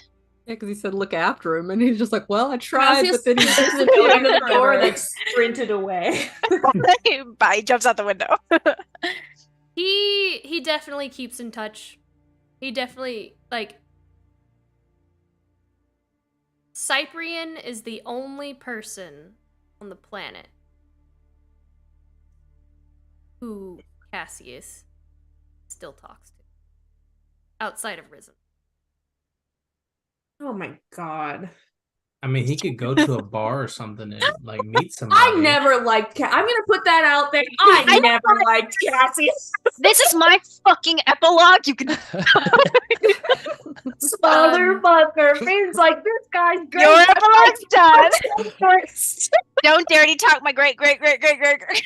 Cyprian definitely he loves me. Cyprian definitely redeemed himself to get in Cassius's good graces once more, and that had rebuilt trust, and that's thanks to Finn on various occasions. So Cyprian is essentially the only connection to Cassius and Risen. No one else. And I'm sure they also will show up in the next season, probably to kill us. We'll see. who knows? I'm dead. Look, You can't if- kill what's already dead. What, you gonna come to the underworld? Fight the ECD or whatever? Let's go. Look, Samson survives another like 100,000 years. If Cassian needs to be put down, like we'll take care of that. Here's the, I'll come back over for that. We're level special occasion. 22 now, B. That's a Let's special go. occasion. Let's go. The first question: if Samson and Priaria are still alive when this fucking D&D party comes to take her out, are they helping or are they like, okay, the D&D party has a point? Whatever's funniest. So The other question is: does the Feywild have the same constellations as the material plane? Do we ever see Finlay again? See Finlay all the time. I In don't the know. We have the same stars. stars, dude. Yeah, I just look up like, hey, yo, what up, Finn? Does it, Lauren? Wait, are you saying Does the Feywild have the same constellations as the material plane, or no? Y'all always ask the questions that They- I just... So the Feywild does layer the same physical space as the material plane, canon wise. So yes, Okay. if Finn acquired a constellation through his acts of heroism, it would be visible on both planes. And his constellation is him like mooning the earth or whatever final prank he wants to pull off. I mean, I thought it would be like a snake or like a leaf or something. Oh, that somebody suggested a unity braid in the last. I like that. That's good. And I thought that was sweet. you don't want to pull one final prank on the entire plane? Clearly, I already did by sending Cassius into an anger. What did Finn's Crown Eyes look like? Right at the end when he got one put on temporarily. So I think a crone eyes is. I didn't really get a lot of experience knowing what a crone eyes was because I never got one. But it is normally something you choose within this part of your body and it spreads outward, right? Yeah, it grows with you. So I think in those final moments, Finlay would have had it on his heart, and it would have spread out kind of like branches up to his shoulders. And probably some leaves, because that's like his signature thing. But as far as his afterlife looks like, I can imagine that Finn proves to be just as annoying in the afterlife as he was in living life. And he is definitely all up in everybody's business. He's definitely in touch with everybody that he possibly can be. And Lauren and I talked about it a little bit. Lauren, do you want to cut? Finalai. Finalai. When Finalai passes through the stars, Finalai would find himself in the most elaborate library, just books upon books that he has ever seen. It almost feels endless. Just these different corridors, massive second and third stories, and beautiful, with warm, glowing lanterns and the smell of parchment, and every book that has ever been written or will have ever been written. Every Fenelfob novel that Fenelfob will write till he dies is available to read. And don't you worry, I'll also make friends with him when he dies. I will be the first one there to greet him. That is the glory and the privilege of this library that Finalai inhabits. It is knowledge that is, that was, and will be. But as Finalai is in this library, he notices a candle and a desk with a book laid out upon it. As if he's not alone in this space that seems to be made just for him. And there's a shuffle and kind of like a book falling from a shelf or onto the floor as someone else is here. And he walks, turns, find his father, Ruthorn, is here with a stack of books, and in his hand, a list. And at the top it says, books Finn would like.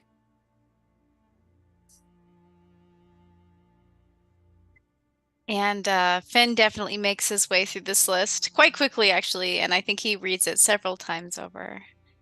And throughout this time, which is never ending, he becomes a warmth and a light for people who enter this afterlife, kind of like how he was in the, back on in the world he left. And he finds Uri, of course, and Uri's mom, and frequently makes them have tea with him. Pancakes. I'm guessing he makes them pancakes. And pancakes. He makes his famous lavender, way too much syrup pancakes for them. He hangs out with his father, Orun. He hangs out with Theus and Addie. He hangs out with Samirbi there. How does the Fae work with that? Like, is Samson and Thalon still, like, are they trees or do they come into an afterlife? That's a really good question. I don't know. I guess that's up to you, Daniel, and how you envision Samson's afterlife. Is if the Fae afterlife is anything different or the same. I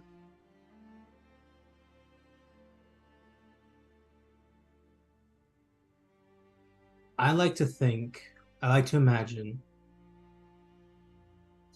that Samson didn't really die, I guess. I like to imagine that Fae are such that Fae are so connected to the wild in which they're born that they really never leave it. Very, very reincarnation-y.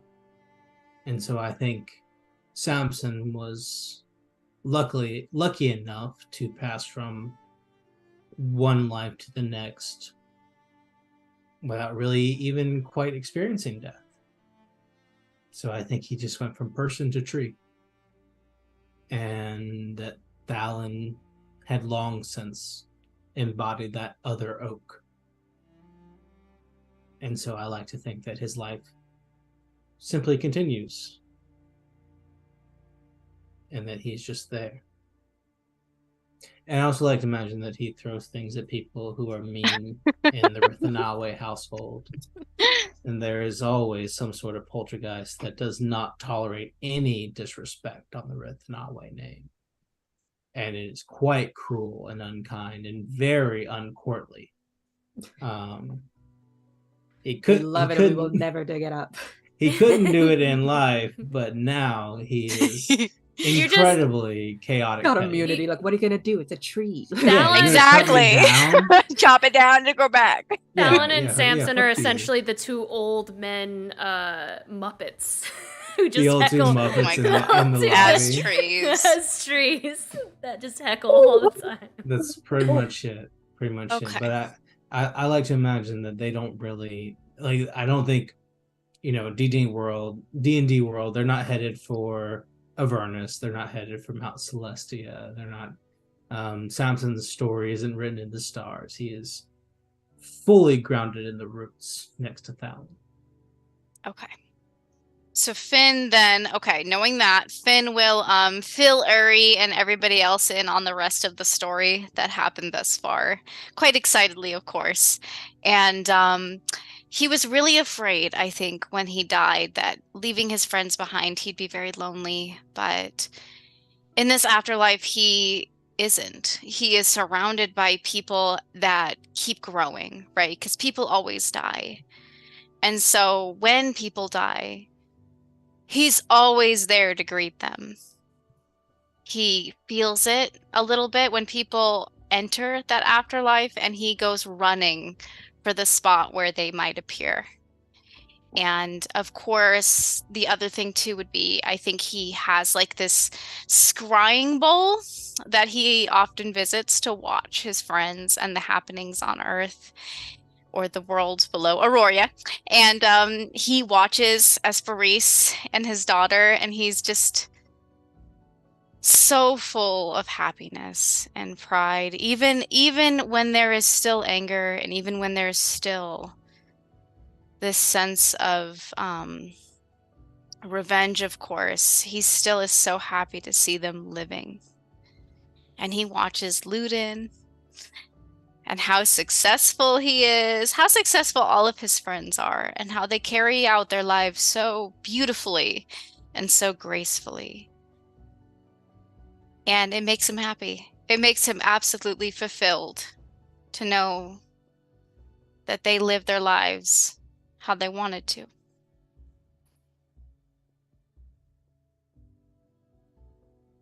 I don't know what you're talking about, Mac.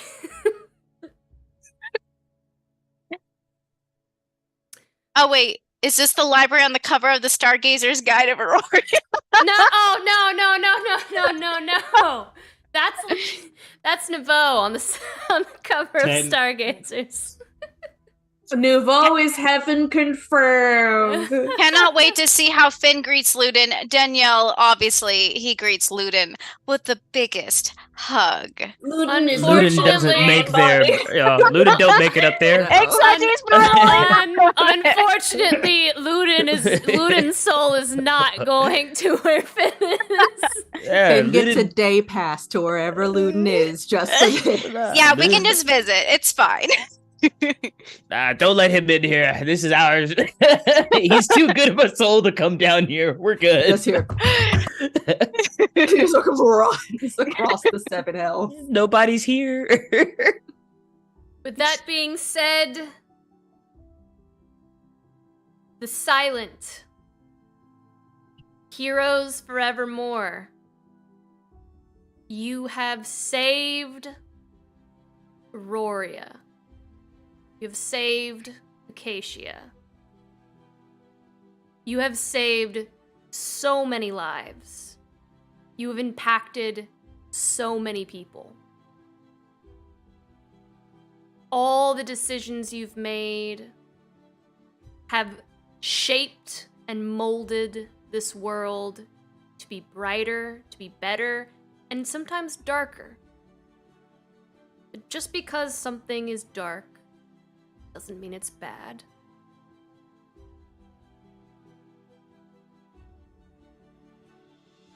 This is your story. The thing about fate and tarot is that it's all about how you interpret your card. The reader interprets the card. And I have interpreted each of your cards this entire campaign.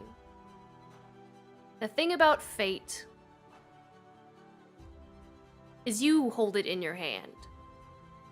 You decide your future. You make those decisions, not I.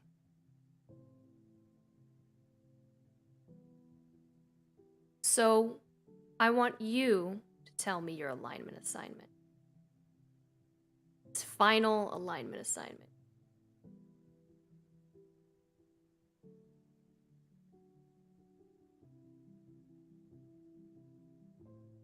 I can go first. Esperis is the tarot card Death, which is card that represents a transmutation, essentially, of leaving one state and entering another.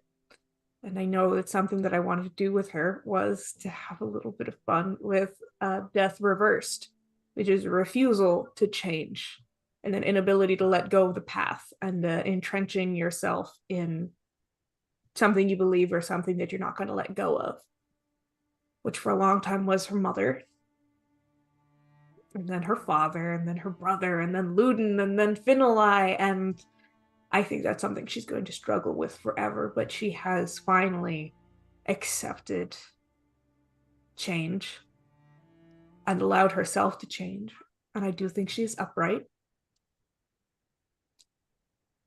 And I do think she is, and I think she has always been, lawful neutral. She is less interested in what is kind and what is harmful than what ought to be and what shouldn't be so. And she is very selfish. Even if she thought that was the wrong thing to be, and even if she still struggles with that very concept, it is what she is. And yeah, I think she is lawful, neutral, and upright.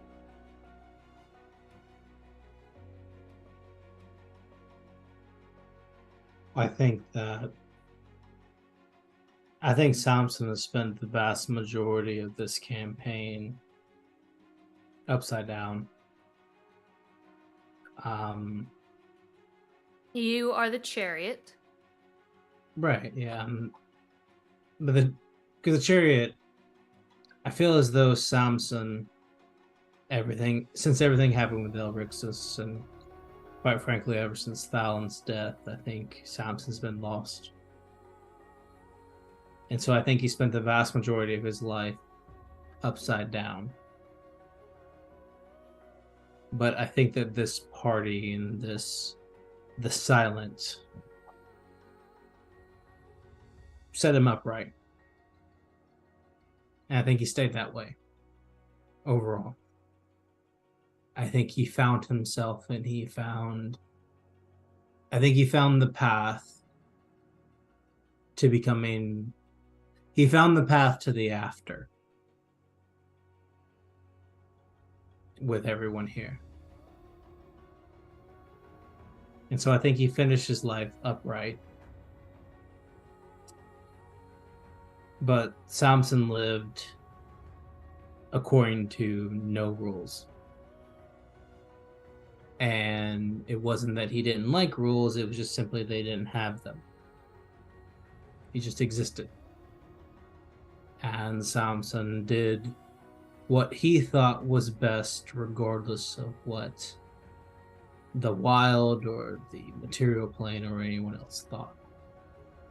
And he did his best to do what was right every time. Exclusively by what Samson thought was right, which was often wrong. So I think Samson is neutral good. Because I don't even think Samson would think that he's... Samson didn't have rules. But I don't think you get to kill a god and save the world and not consider yourself a good person.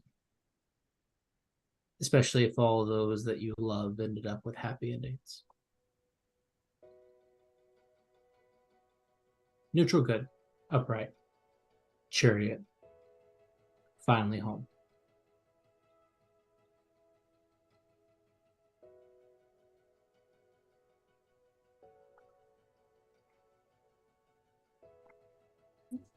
Okay, I'll go.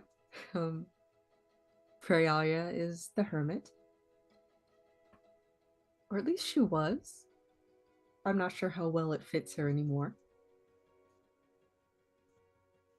Certainly she started out more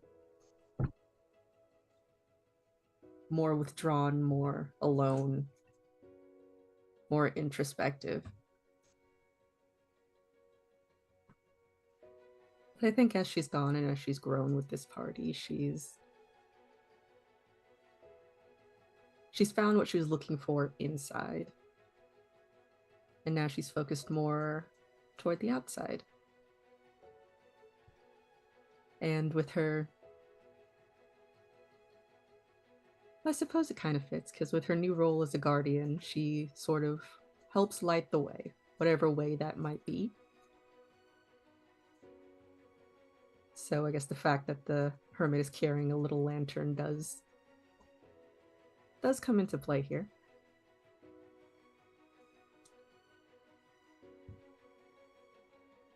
I think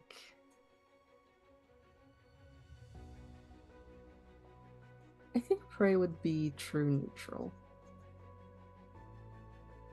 I tend to joke that she'll just do whatever's funniest, but I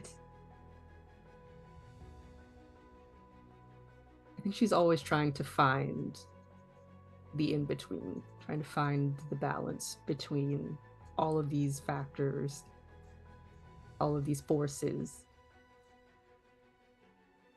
Good and evil has never really existed for her.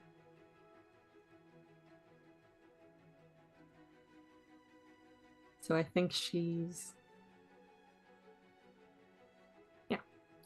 your neutral guide through the gray spaces.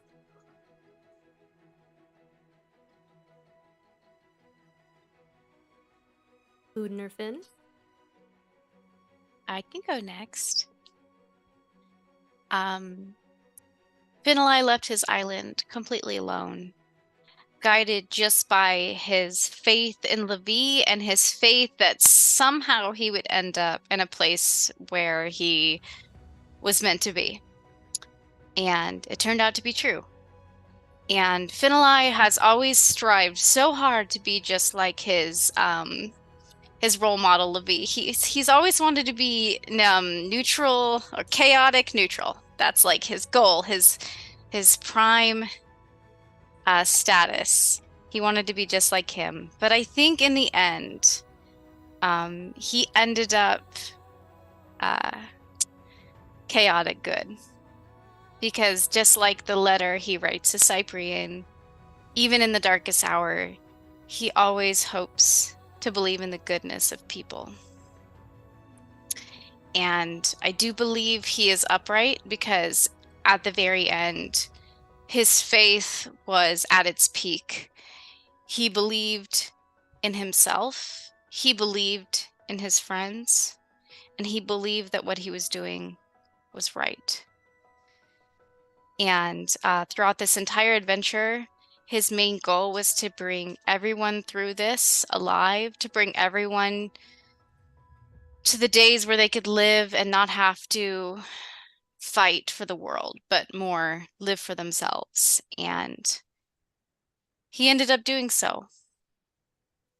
So, chaotic good, upright for Finn. All right, Ludin Archbane. He was the Very devil. curious about this one.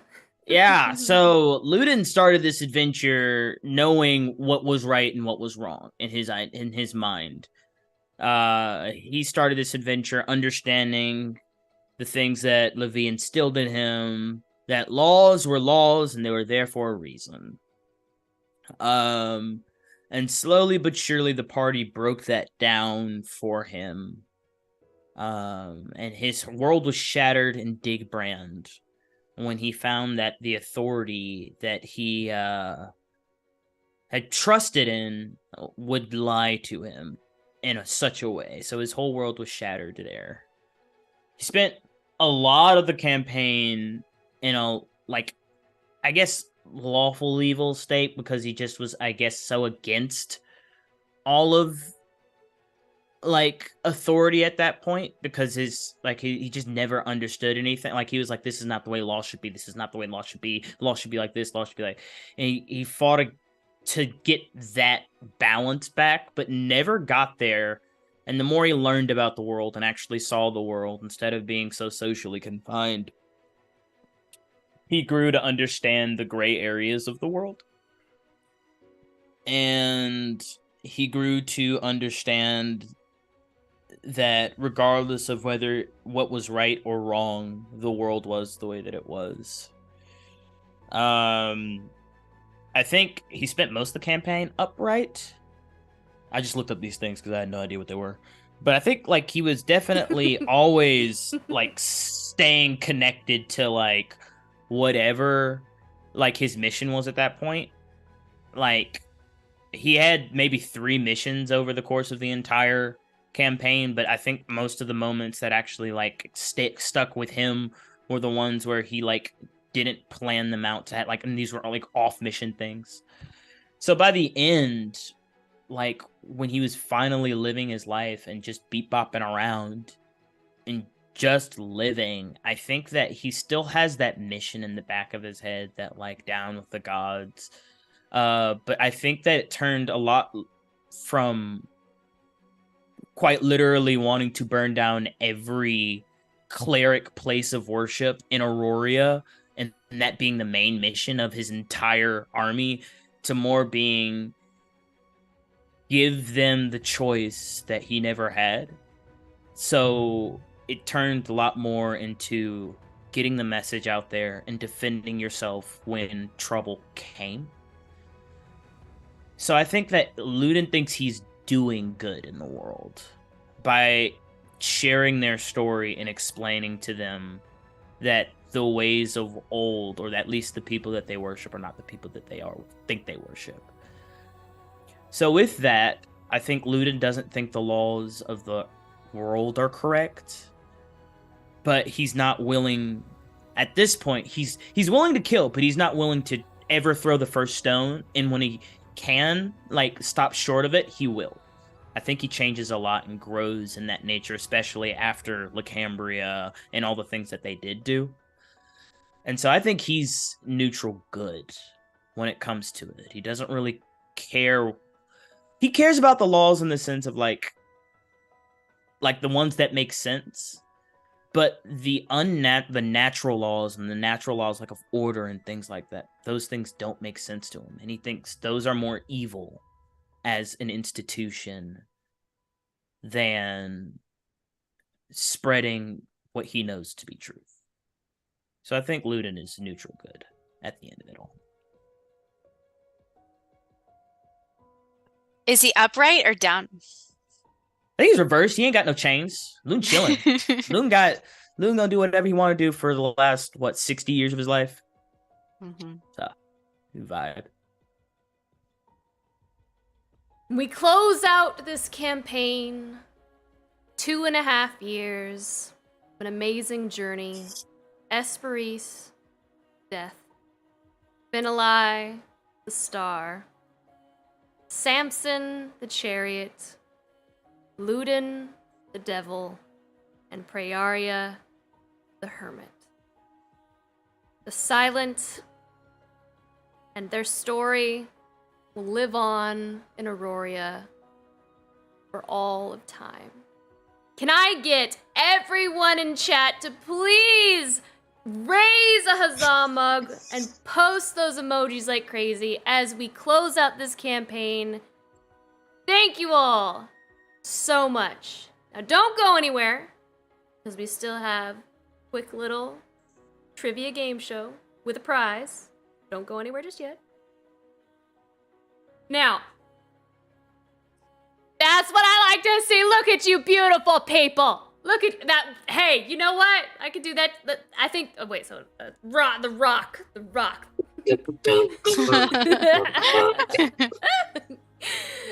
Thank you everyone so much. Now,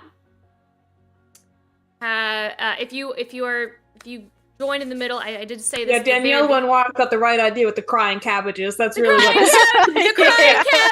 crying cabbages work too. I do want to being your imaginary friend, Sam. Okay, sorry. Slayer Geezer says, thanks for playing such amazing characters that have become my imaginary friends. Aww. They're not imaginary. No, I completely get that. I feel that every time I watch like The Big Bang Theory. I'll admit it. I just for anyone out there who's like, wow, Lauren is such an artist. Her favorite things are Taylor Swift and The Big Bang Theory. Anyone That's not true. Fake news. I think Ludin would be the Sheldon. I also want to thank Ludin is the next spin-off. I also want to thank Flock Obama for another tip of $20. Flock says, I will rewatch this entire campaign with you lovely people, including Davis, including Davis and Brandon, because this story was amazing. Thank you so much. And we will make sure to update the YouTube so you can watch it all the way there. Yes. Yes. So, let's, at the beginning of the stream, I mentioned this. We're going to have a quick little end of campaign giveaway. It is a quiz game show. 13 questions. 13 questions. Can you ramp for 30 seconds so I can use the restroom? Yes, I can. Thank you. Yeah, you pee, you lose. You automatically. Wait, should we take a quick break and then come back? A quick pee break and then come back? Let's take a quick 5 and then come back for it. All right, before we go to our 5, I do want to point out you could win if you get all 13 questions. Well, it's going to calculate points, but like the person with the highest score in chat is going to win this amazing Traps, Puzzles, and Dungeons. We can't see it. There's a book there. God. We promise. There's a book. There's a book here. It's just getting rid of you, Lauren. There we go. There we go. You will have you could win this. Now this gave my players I used this a lot during this campaign. It was a lot of fun to work with as a DM, and it was a lot of fun to watch my players play through this. It's got riddles, it's got puzzles. It is so awesome to have for on the fly dungeoneering and dungeon creating. But yes, stick with us because we're gonna do this. We'll be right back. Oh, we're taking a break? Why did I go to the restroom if we're taking a break? Everyone wants to go pee, okay? We'll be right back. It's not just you, Deanna.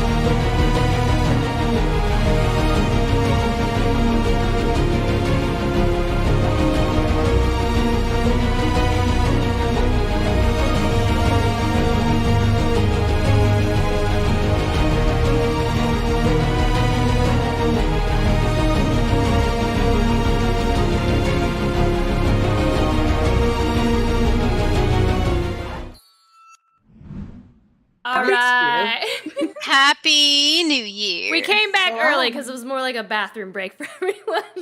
All I right. just had a good start.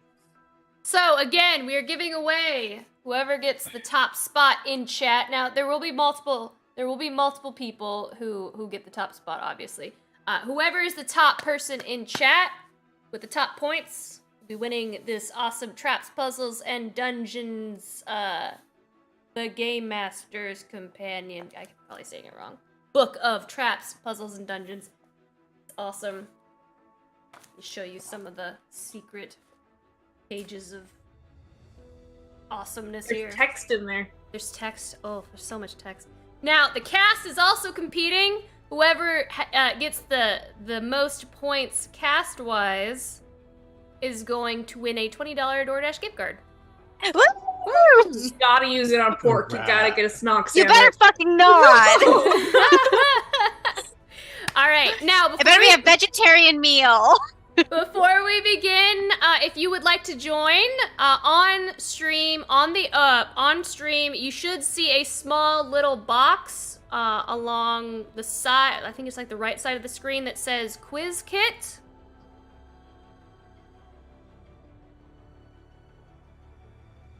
And what do we do with that? We click it?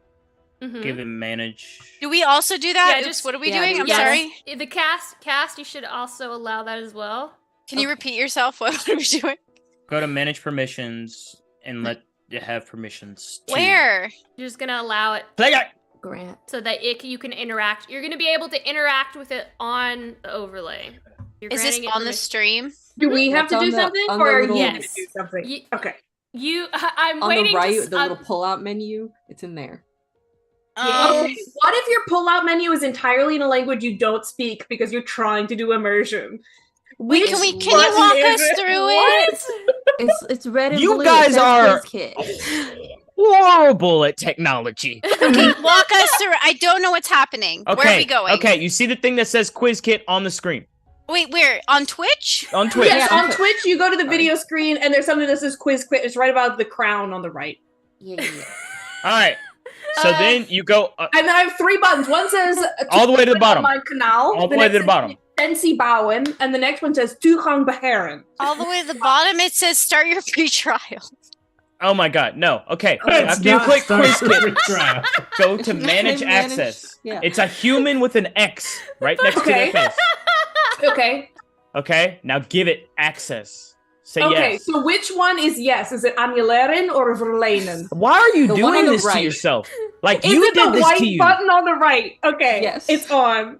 Mine's not. I don't know know what what? I'm It's out the doing. button. It's just not in English. Hey Lauren, just go ahead and Yes? start it. Just Go ahead and start the game. Just go ahead and start the game. Everyone Go ahead and start the game. Don't punish Danny for this. You should pity me. I'm dead. All I can see is start I'm your dead free too. trial. I'm You dead should too. Pity me. I'm dead. Are you? Do you have to be subscribed for it to work? Because my No. account won't let me. Okay. Cool. No, it's I just- it's free. I It's free. I just see a million start your free trials. I'm talking about the crown, right? I pressed the crown. No. No, You it's not the press crown. the It's Quiz the other Kit. button. It says Quiz Kit. There, Quiz Kit there's is starting a, to sound like another language at this point. There is a button. I think it is. On Okay, the and other- second is withdraw. It's just Danny. It's just Danny. Everyone else got this. I'm not even logged into the right account. I don't even know what I'm looking at. Okay, Deanna, send me a picture of what the fuck Okay, I'm so supposed to be Danny, looking at. when you hover over the video on Twitch, there should be 2 things that show up on the video Oh, I screen. see it. Good. It's the one that's not the crown.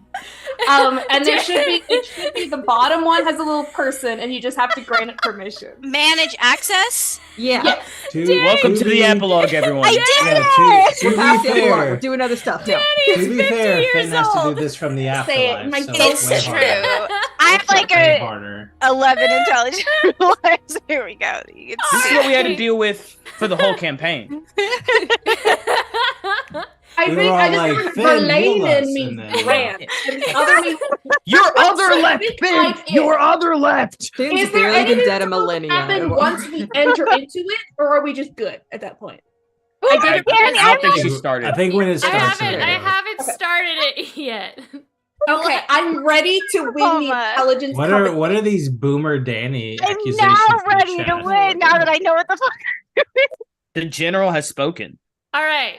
So you will get 25 seconds to answer each question. Oh, Do we do 25 it in chat, or seconds. do we do it out loud? I will Yeah, read, what do we do? I will read the questions out loud as they happen. No, as well. but do I need to do what? See, now Let's just Deanna's the start. boomer. Let's It's not just- me. Hey, Let's just Lord, start. press Let's the just button. start. Press the button, Loud Lord. answer in chat. Lord, press the button. because Don't tell them the rules. They'll figure it out. It's called a We'll figure it test. out. Let them press the button. Can we do a trial question? No, No. Christian's right. I'm a Press the teacher. button. Just hit the all button. right, Just hit the all button. right, They'll figure it all out. right. Here we go. I'm scared. And we are starting now. Nothing's happening. Yeah. Am I I think supposed we're to see behind. it something? out for me. Oh yeah. Oh, there it is. It's sending rules to everyone, obviously. Okay. Obviously. The player with the highest amount of points at the end wins. Players with correct answers gain points. Faster answers gain more points. If you answer incorrectly, you It's lose Kahoot. more points by answering faster. So answer If you- correctly. Okay, where are If people? you don't seeing this? answer, if you Yeah, don't answer, at the no bottom of the points stream. are earned or lost. Play It's Kahoot. strategically. I feel like I'm just gonna press everything really quickly. Here we Okay, go. so I don't have anything on the screen. Can I just shout out my answers? You Because- have a trophy. Do you not have a trophy on your screen? No. Did you not press the quiz? Oh my god. There's nothing I Danny's can the only do. one who did it right. Oh my god. Yeah, Did no one else see it? I see it. Am I the only one? We are all I too see young it. to not know how to use this technology. Raina and I yeah. are ahead of the game. We are all too young not to see I this. can My see it. screen is I kind can of see it. like faded. Is that normal? No. What is? Oh. What did y'all do? I mean, I see the stuff. It's just kind of like Look, weird. look. Here's what we'll do. Here's what we'll do. I will keep a list over here, and we'll see who has the most number of correct answers. Thank you. Are we gonna Okay. shout it out? No. No. Yes. You click it on the, you will click it on Okay, the screen. that's what I thought because everyone's gonna There's- cheat by following my answers. Why don't you just put it in chat? Just put your number in chat. I will read it out Wait. loud for everyone at home, but don't answer on. I'm so ready for my DoorDash. All right, I'm making it. I'm making it. I'm not gonna put Lauren on the list because she made the test. How does the audience enter? Do they no, also I'm, have to I'm, quiz I'm kit? not. I'm yeah. So the audience will enter. We'll do it the same way. You will see that quiz kit icon on screen. You will- Audience, make sure you find the quiz kit button, press it, grant access, and enter. Because Danny knows how to do it. Danny's the I know how to do it now. Danny's an expert now. All right, what's the first question? First question. Let's get it. All right, starting. Y'all ready? Yes. Yeah, it's gonna be behind anyway on stream. So I added a mobile latency, so everyone should be good. dope. All right, let's start. Hey. Who Oh. was Uramir's childhood best friend? Is it Mika, Michael, Micah, or Mitch? Got that. It's Mitch. Michael. I have something I What can happened to press. no yelling? Michael. Wait, there's two spelling. If there's a Mikey, if there's a Learn spelling how to difference, It was spell. Mitch. What are you No, talking about? This It is a doesn't trick matter. question. You have to pick the Definitely right Mitch. one. you have to pick the right spelling that is You only do. words said. It's Okay. Mitch. It's in my notes. Mika. It's Micah. Yes, Sarah! Micah. It was Mitch. It was No. Mitch. It was Why would you say definitely- that? it Why would was I say definitely Mitch? Mika. Because It there's was two definitely options Mika. that could be Micah. It could be Don't Micah give your- pronounced no, very learn- Britishly. Okay, first Okay. of all, there's a right way to spell it, and I picked it. Hey, Lauren. Okay, keep going. Beautiful Keep going, simple Lauren. way. It says waiting for players. So I got everyone. So now I'm Who? gonna reveal the answer. It is Micah. All eight participants have Good. answered Nice. correctly. Yay. But how fast is the real? Like how fast though? Was Oh. everyone able to vote? I Yeah. was able to vote. 8 people are So you participating. saw it. so- Okay. Why do you night, have a Mad Dragon. different language? Because I'm trying to learn Dutch for my papa, who Is this really the All right right. time to do Next- that? Is now the time? Next question. Next question. What is Asteria's real name? Oh no. You should know your girlfriend's own name. Is it Risen, Ember, Taya, or Dawn? It's I think it's I got that Risen, one. right? Yeah, it's Risen.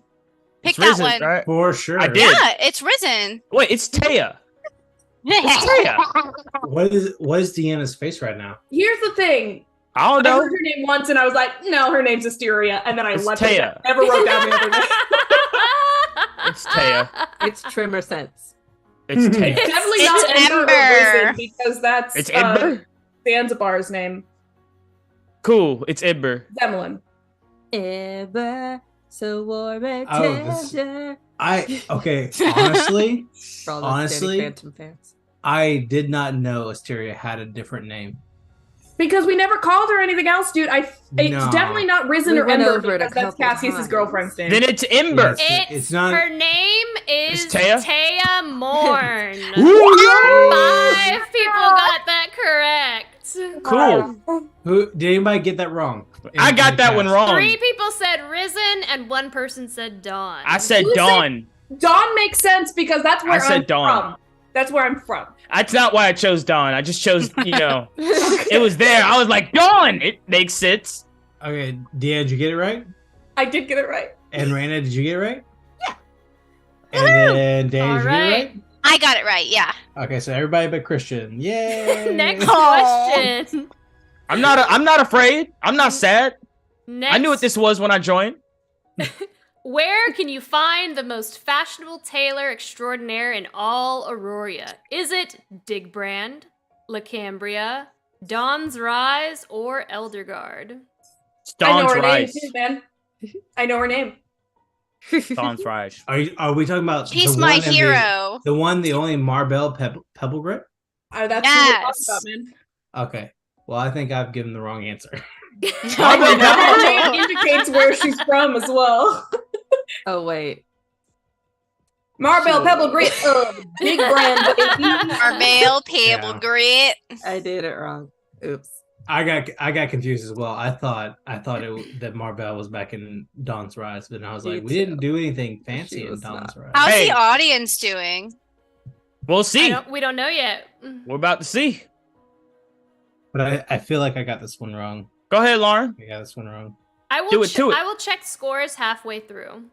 Because it does let me check scores. The answer is yes, Digbrand. 5 people answered Digbrand. That's 3 where She's too Ermir good got for his Dawn's floaties, Rise. baby. Who got it wrong? I got it wrong. Me. Mm. She's Me too and good Ra- for Dig Brand, first of all.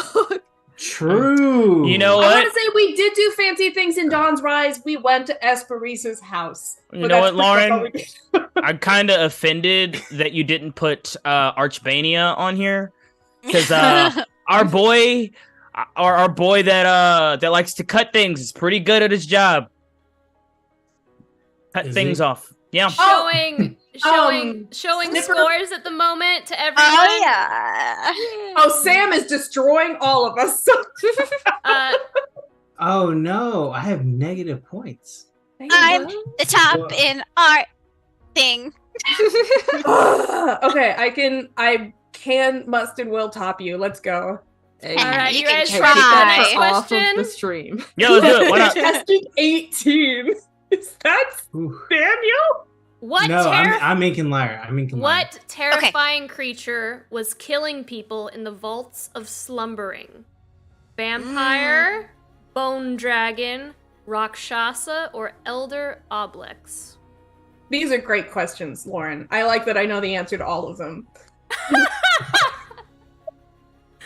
Wow. What's a bone dragon? Definitely a Rakshasa. What's a bone dragon? Dragon of Bones, baby. Bone dragon. A good time. It's a dragon whose boner is just. Alright. It's the last one. You might as well get it out. Danielle Lenoir is contestant 18. You're doing extremely well, Danielle Lenoir. So well. So well. I'm doing bad and I'm proud of it. Yeah, I haven't paid attention, and I'm super proud. I had a really rough go with that. The I answer guess is super early. Elder Oblex. 7 people got that right. 1 person said Rakshasa. I got Dondra's one wrong so bad. I guessed immediately, and it was wrong. Dang, that means you lost the max amount of points. It was so bad. It was so bad. Hi. All Blanco, right. you're doing great in Luden's army. It doesn't matter how well you do at this quiz. You're still a champion. Next question. We won. What flower led Esperise to the party? Was it buttercups, snowdrops, tulips, or lilies? I I told don't know. Danny this afternoon, so they better remember. I do. I clicked it immediately. What You is said it? Thank you for that, Don't because I cheat. would Don't. not have Y'all- remembered. Y'all don't cheat. What is it? There is It's a question buttercups for- pertaining it's to buttercups every for- character. Helianthus. It's not cheating. It's called talking about the campaign outside What of. is it? It's called talking to your boyfriend. Yeah, it's just talking. What is it? She mentioned it in her It's- epilogue. Snowdrops. I don't- Buttercups. I'm not- Buttercups. You know how his dad called her. Y'all Her dad gotta called her realize buttercups. I know one flower, and that's a rose. Okay, the rest of them they all sound like foreign language. I can't I'm wait taking for Japanese. Luden's question. You better get that one right. I knew it had something to do with And the answer her walking. Lilies, tulips, it's tulips. snowdrops. It's snowdrops. Oh. Everyone got it right. That one was a Oh. little harder. It was I just cold remember that she day. was walking in snow, and I was like, "Oh dang, that has to be Must it." be snow. Barefoot in snow. It's snowdrops, and then my dad calls me a buttercup because he's some weird classist asshole who thinks buttercups are not special in some way. They're like weeds or something. They're not. You They're can in- tell. They're You can tell if invasive. you like butter because if you hold a buttercup to your face, it'll reflect yellow. Everybody likes yellow, and everybody likes butter. That's how it tells you if you like butter. All right. Good. What Everyone I learned it loves when I was better. 7. What if Okay. you're Okay, okay. What does Snonk I don't call Finali? I know this one. Berries, Fuck. Vulpas, The smells, important. or food hand? This is a trick question. It It is. is. It's been so many. Oh, No, it's not. This ain't trick question at all. This is It the is important not a stuff. trick question, ladies and gentlemen. It is not. It is a trick question. No, it's not. I feel like Finn, No. I feel like Snog has called Finn both of these things. He has. Thank you. No, they're present. What are I you can talking tell you- about? okay, There's wait, only wait, one wait. person for each of these. Luden, I think Berry I man. know exactly who is to every single name. Do you know who it is to every single Of name? course, I know who it. You I said listened to I I the get song. get 2 names. Christian, who is Berries? I am berries. Luden is berry man. Who is Vulpus? Samson. Who is No, no, no, no, Smells? no, no, no. What? Reese, Smells? Reese, Are Reese. you smells. ready for the Reese. reveal? Easy. No, No, no, no, who no, is no, no, no, Finn? no. No, no, Okay, I we're think ready Finn for is the reveal. berries. I'm berries. You're not Berries. I am berries. at Because the end, he was like, "I love you the I am most." berries. Because Snog says I am food hand, but then he goes, I am berries. And you're berry man, Luden. You're berry I get it, man. but like that's whatever. That doesn't make Whatever, any this is sense. a question. He called You know, him this is food wrong. and This is multiple wrong. times. I'm just gonna let you know. Because He This did. is wrong. He used to call Finn food hand, but he calls Finn berries. Am I even Until right? Finn died. And But Until he Finn calls him died. berries That. because berries means love. Until But he he died. does call Finlay food head. It's not like, what did he call him at the So- end? What was Hey, his hey, y'all I- don't know who Snog is. After Finn died, he Look. went back. He Look, went Just back. saying. There's only Look, one as person who the- got berries right. As the leading Danny. as the leading expert on testing here, I say this is a bad question. Let's throw it out. Oh, Doesn't I like this question. Doesn't I count. like it because I got it right. It's a wrong. For the Y'all are All right, entire wrong. All right. What did Samir ask Praeria to do the moment he learned her true name? I don't know who that. I What? know this one. Told her I to don't kill know. the Before people. you and I joined the Told party. her to Kristen. kill the people at the party. Told her to steal. He told her to sing for him, or told her to kill Samson. This one is easy because it is a thematic repetition throughout the campaign. It's rigged, Luden Army. It's rigged. I mean, Remember it was, this. last question. Always absolutely rigged. You and I were right, but It's we're gonna always let it rigged. go. You can tell yourselves that, but it's not true. It's always against us, Luden Army. It's because we're All right, humans. All right, food hand, calm down. My name is berries. All right, food head. All right, let's relax. Food hand. Hey, Hey, Danny, is it okay if instead of calling you babe, I call you food hand from now food hand. on? You can comment whatever you want, just as long as you know you're wrong. It's rigged, Luden Army, just so you know. It's rigged. They are against us. They hate us because they ain't us. All right. That's right. That's right, Flacco. That's right. The answer was told her to kill Samson. Yep. Yeah, it was to steal, and it was to steal the breath from Samson's lungs. So But what happened? Samson got to kill you at the end of the campaign to bring things full circle. So what happens if there's an ad that pops up on my screen? That means That you means don't deserve it. That's You not don't deserve fair. Oh, it's not fair, is it, Danny? It's not Yeah, fair. it's Well, not it's rigged. fair. It's rigged, Danny. It's rigged. You gotta wait for my ad. We don't have to do nothing. Go ahead, Laura. Okay. It's back. Okay. We have to do nothing. All right. Next No. question. I still wait. I have 3 seconds left of my ad. Wait a moment. Well, sorry. After defeating Elrixus, what happened when Luden returned to his home after leaving the Feywild? He sold I got it. drunk with Akron. He sold it to a nice family. We did get drunk with Akron. He burned You it did get down. drunk We with did. Akron. He got drunk with Akron, or he began to rebuild. I got drunk with Akron. I mean, that also happened. But so did. this is a question about Wait, no, specificity. I was wrong.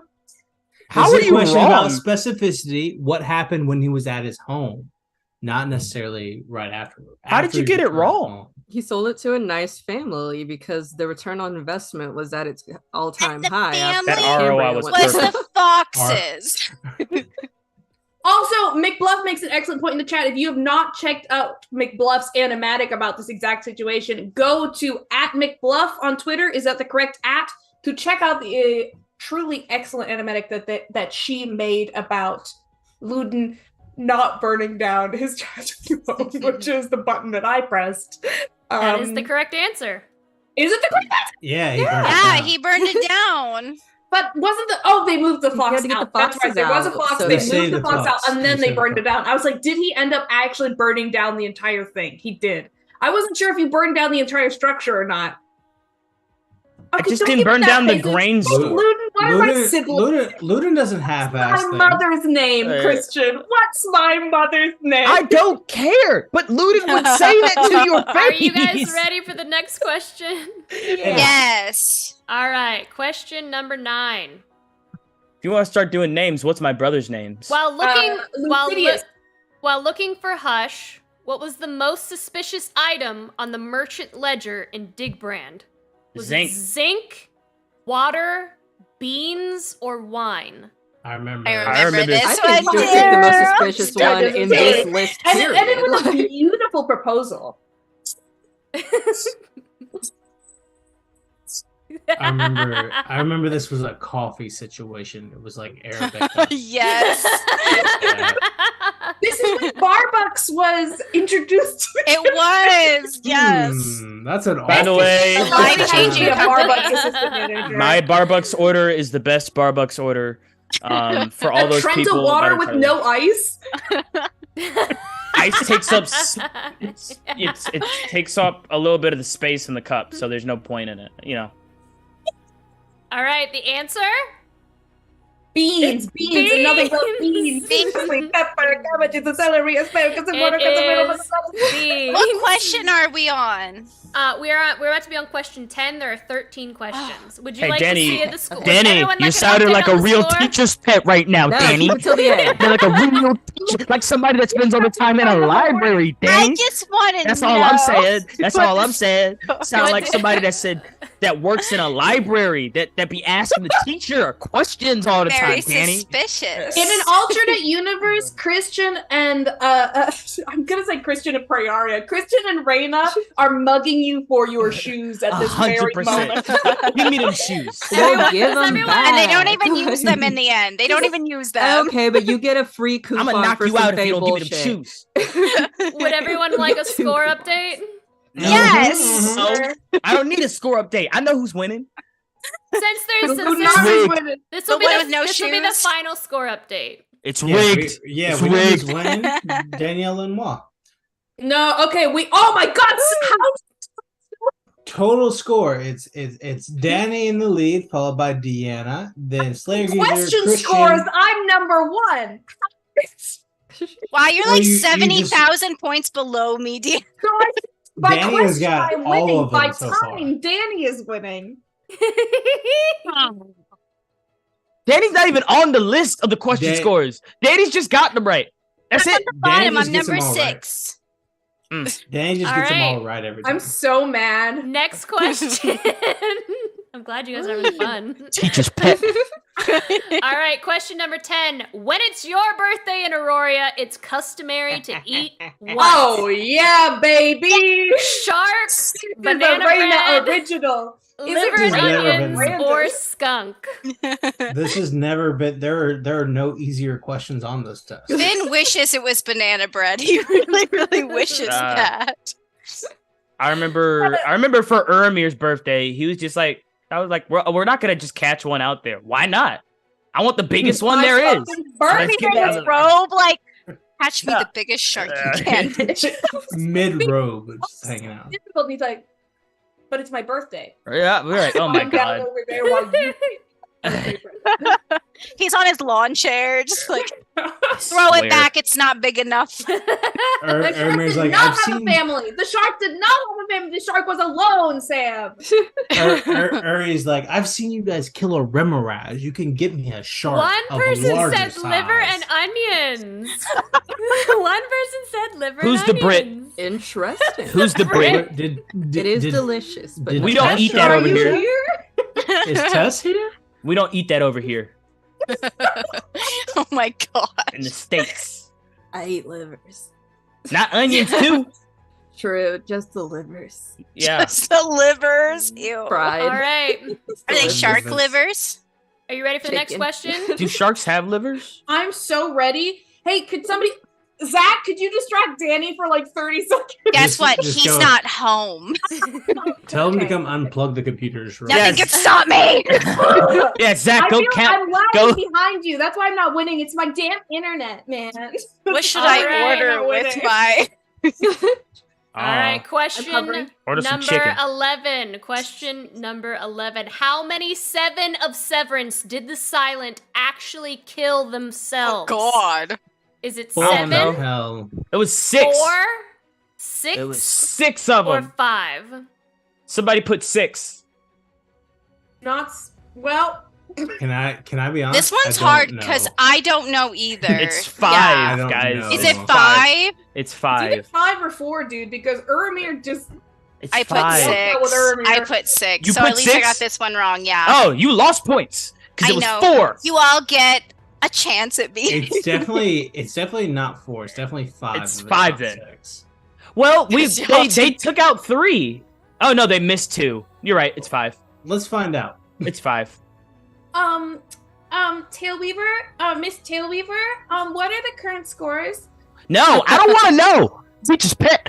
There's We'll 2 of know y'all real in here now. soon. We'll know real All right, soon. the answer is 6.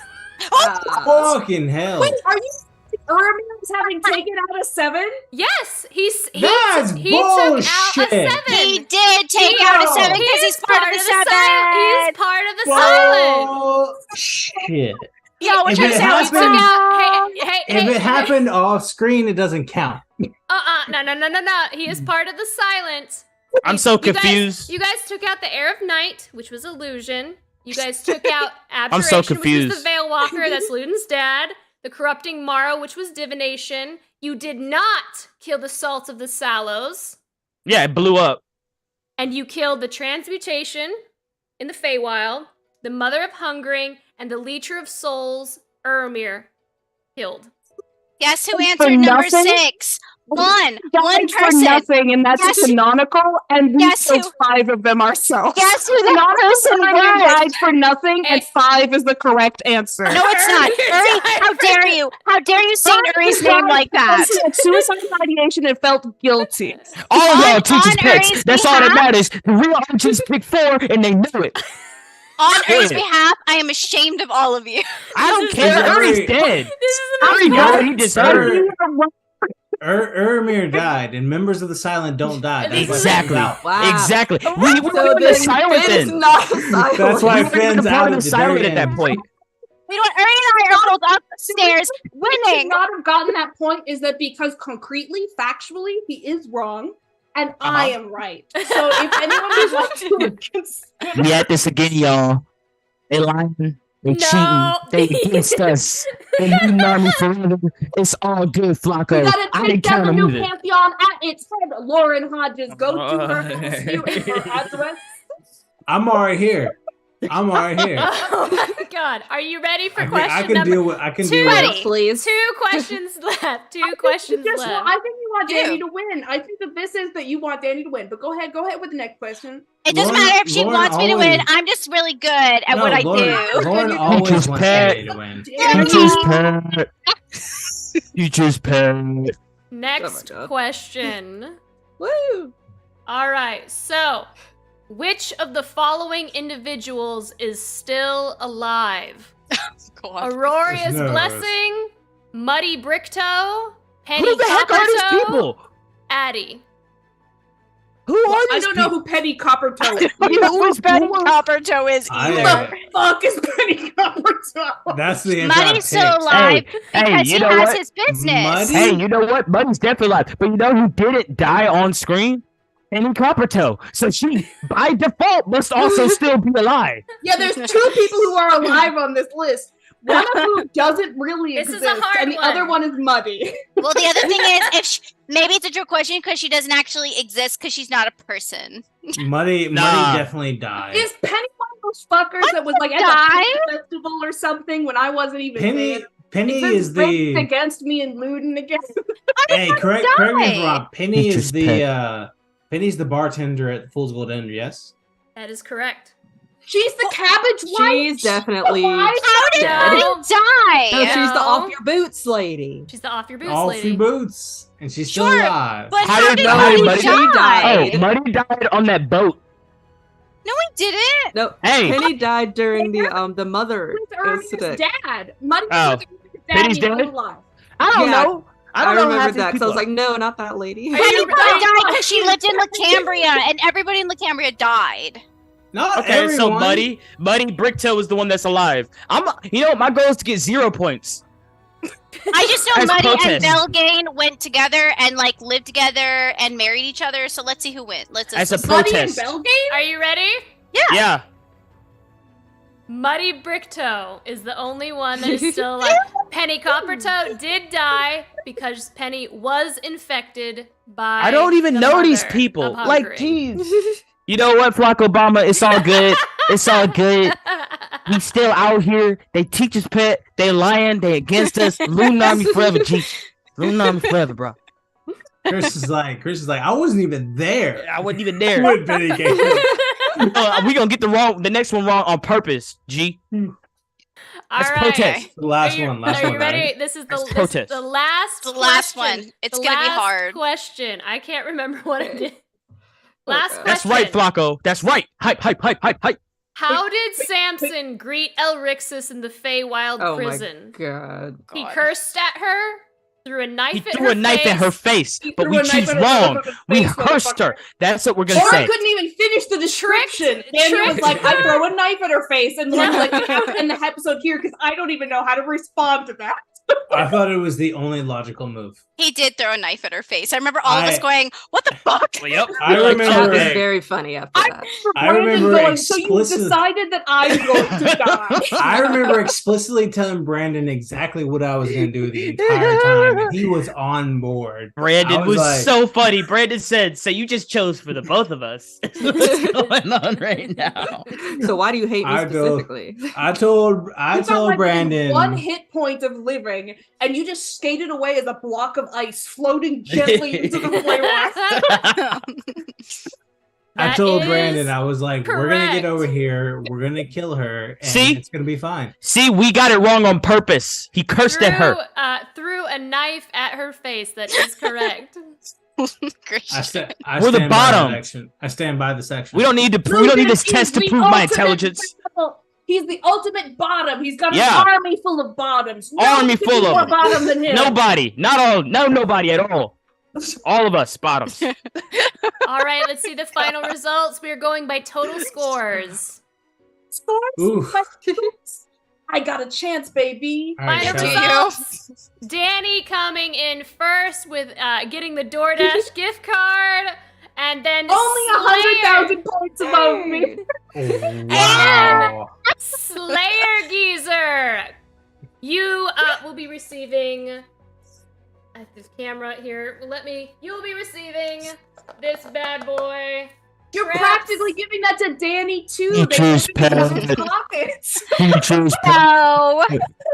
Shout out to our top 3 players, Choose Danny, Slayer Deanna, Geezer, and you Reyna. won. You are the winner. You will be getting the Game Master's Book of Traps, Puzzles, and Dungeons. It's all good. If you will send a private message on Twitch to Ink and Lyre, and I can't tell if you're being sarcastic that you won. So you're like, oh, me? What? Did I? Me? I think Sam is just so I Sam's surprised. not being sarcastic. Sam, do you want this book? Answer yes or no. Yeah. I'll send it to So we already know where they Danny, went. and then Sam. Do you want this book?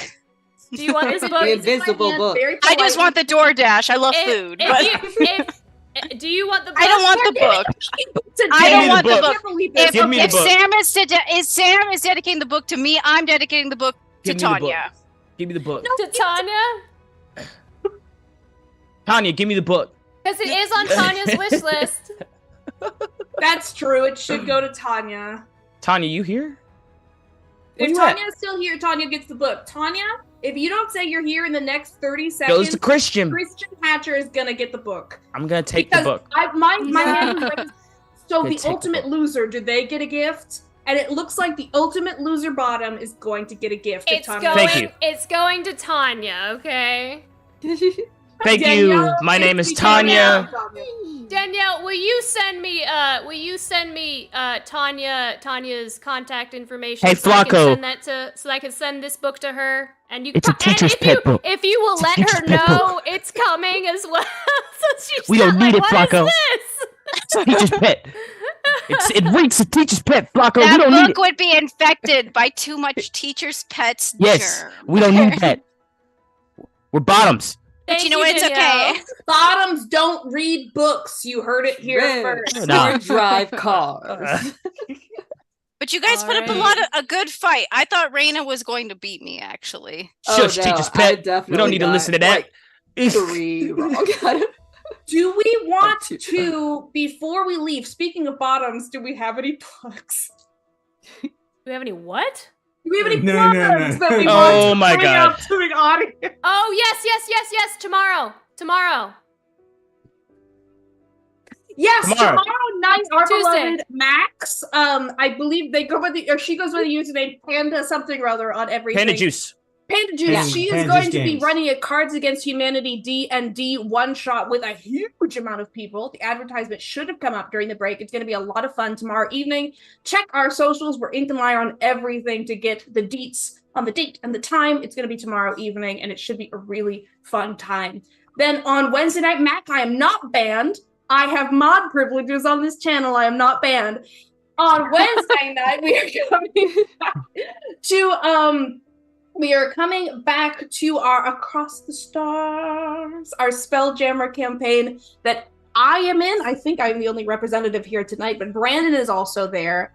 We've got Jake DMing. We've got a beautiful cast and crew of the Eternity. Speaking of which, we are on our way to get the Eternity, our beautiful ship that can sail across the stars, back into our hands before we take out the Academy and the Mind Flayer that has been controlling the Astral Sea back for good. Is there anything else that is upcoming? Is there anybody else? Oh, do we have something next Friday night or the Friday night after, Daniel? Yes, we actually have one this Friday night. So this Friday, you can catch episode 2 of Breach Battles, where our wonderful Tail Weaver here, Lauren, will be going up against Brandon, our dear That's good to Akron know. Uri, Akron and Uri, in a game of Malifaux. a skirmish style war game that's very nuts and boltsy and uses cards instead of dice. It's super fun. Zach and I had a game last Friday in which we tied, but we're having a lot of fun there. So if you want to see something that's not super role play heavy, but is we're doing our best with it. Lots of fun, lots of personas. It's a great old time. When Jake and I fight each other, it will be roleplay heavy, mostly in, I believe, library puns, is what I've been promised from Jake. Oh my god. We'll find library puns. Library puns. I have high expectations for Jake. Just let him know that. Do you not have high expectations for me? Are you doing library puns too? No, I'm going to be Dia Navira, Mistress of the Dark, and Madame of Gloom. High expectations, please. Okay, high expectations for you too. I expect death puns all around. Oh, for the high expectations, I'll be there. Lauren will be there. Brandon will be there. There may be a couple other people. So we like to have people come running in and out of those things. So join us there Friday at 9:00 Eastern Standard Time, 6:00 Pacific. For Lauren and Brandon going at it in Malifaux. I believe it's Explore Society, and I think Brandon took on, I can't remember who he grabbed. But it'll be fun. It's Malifaux. It's great. We'll flip some cards, red jokers. It's awesome. Y'all enjoy it. It's a lot of fun. It will be, and just to let everyone know before we, while Daniel finds me someone to raid. What is this? What is this? This is not the end of Aurora. Aurora will be back. But of course, as being a DM for 2.5 years, I am going to take a little bit of a sabbatical and a break because DMing a 2.5-year campaign to this degree has been very taxing on me and has been a lot of work. So I'm going to take a little bit of break, but we will return to Aurora. So stick around for on Ink and Lyre for that. You can definitely count on that. Other than that, thank you all for being a part of this amazing story and adventure. We love you guys. Let me actually, before I get into the nuts and bolts of that, let me thank our new followers. We did have quite a few. Thank you, Kate Sunia, for the follow. Thank you, Lords and Ladies of Fate, for the raid. Thank you, GM in the Great Barrier, for the follow. Flockobum, of course, for the tip again of 20 for Luden Army. Flockobum for the resub. Weeb Panda 27 for the follow. Trainman 90 for the follow. 7-4 for the raid. Sly Sailor Quill for the follow. Flockobama for another tip of $20 again. And Slayer Geezer for the resub, saying thank you for playing such amazing characters that have become my imaginary friends. And Flock, of course, saying I will rewatch this entire campaign with you lovely people, including Davis and Brandon, because this story was amazing. And Night Mad Dragon for the follow as well. Love you guys. Thank you all so much. And for now, wait, why are you laughing? Why are you laughing? Why are you laughing, man? Because Christian's pouting in the chat. And for now, now we have drawn our cards. Max says, wait! Wait, what? Wait! Mac says, wait, Mac. Come on, Mac. What? Mac, you gotta speed it up if you're gonna say wait. Before Christian tries to take back all of his love for us. Christian has decided he has no children because he does not want us to be them under any capacity. But Mac, you can't anticipation. Mac. We're not allowed to leave. What are you talking? What? What? Oh, he's okay. Mac is gonna tell us later. No, Mac.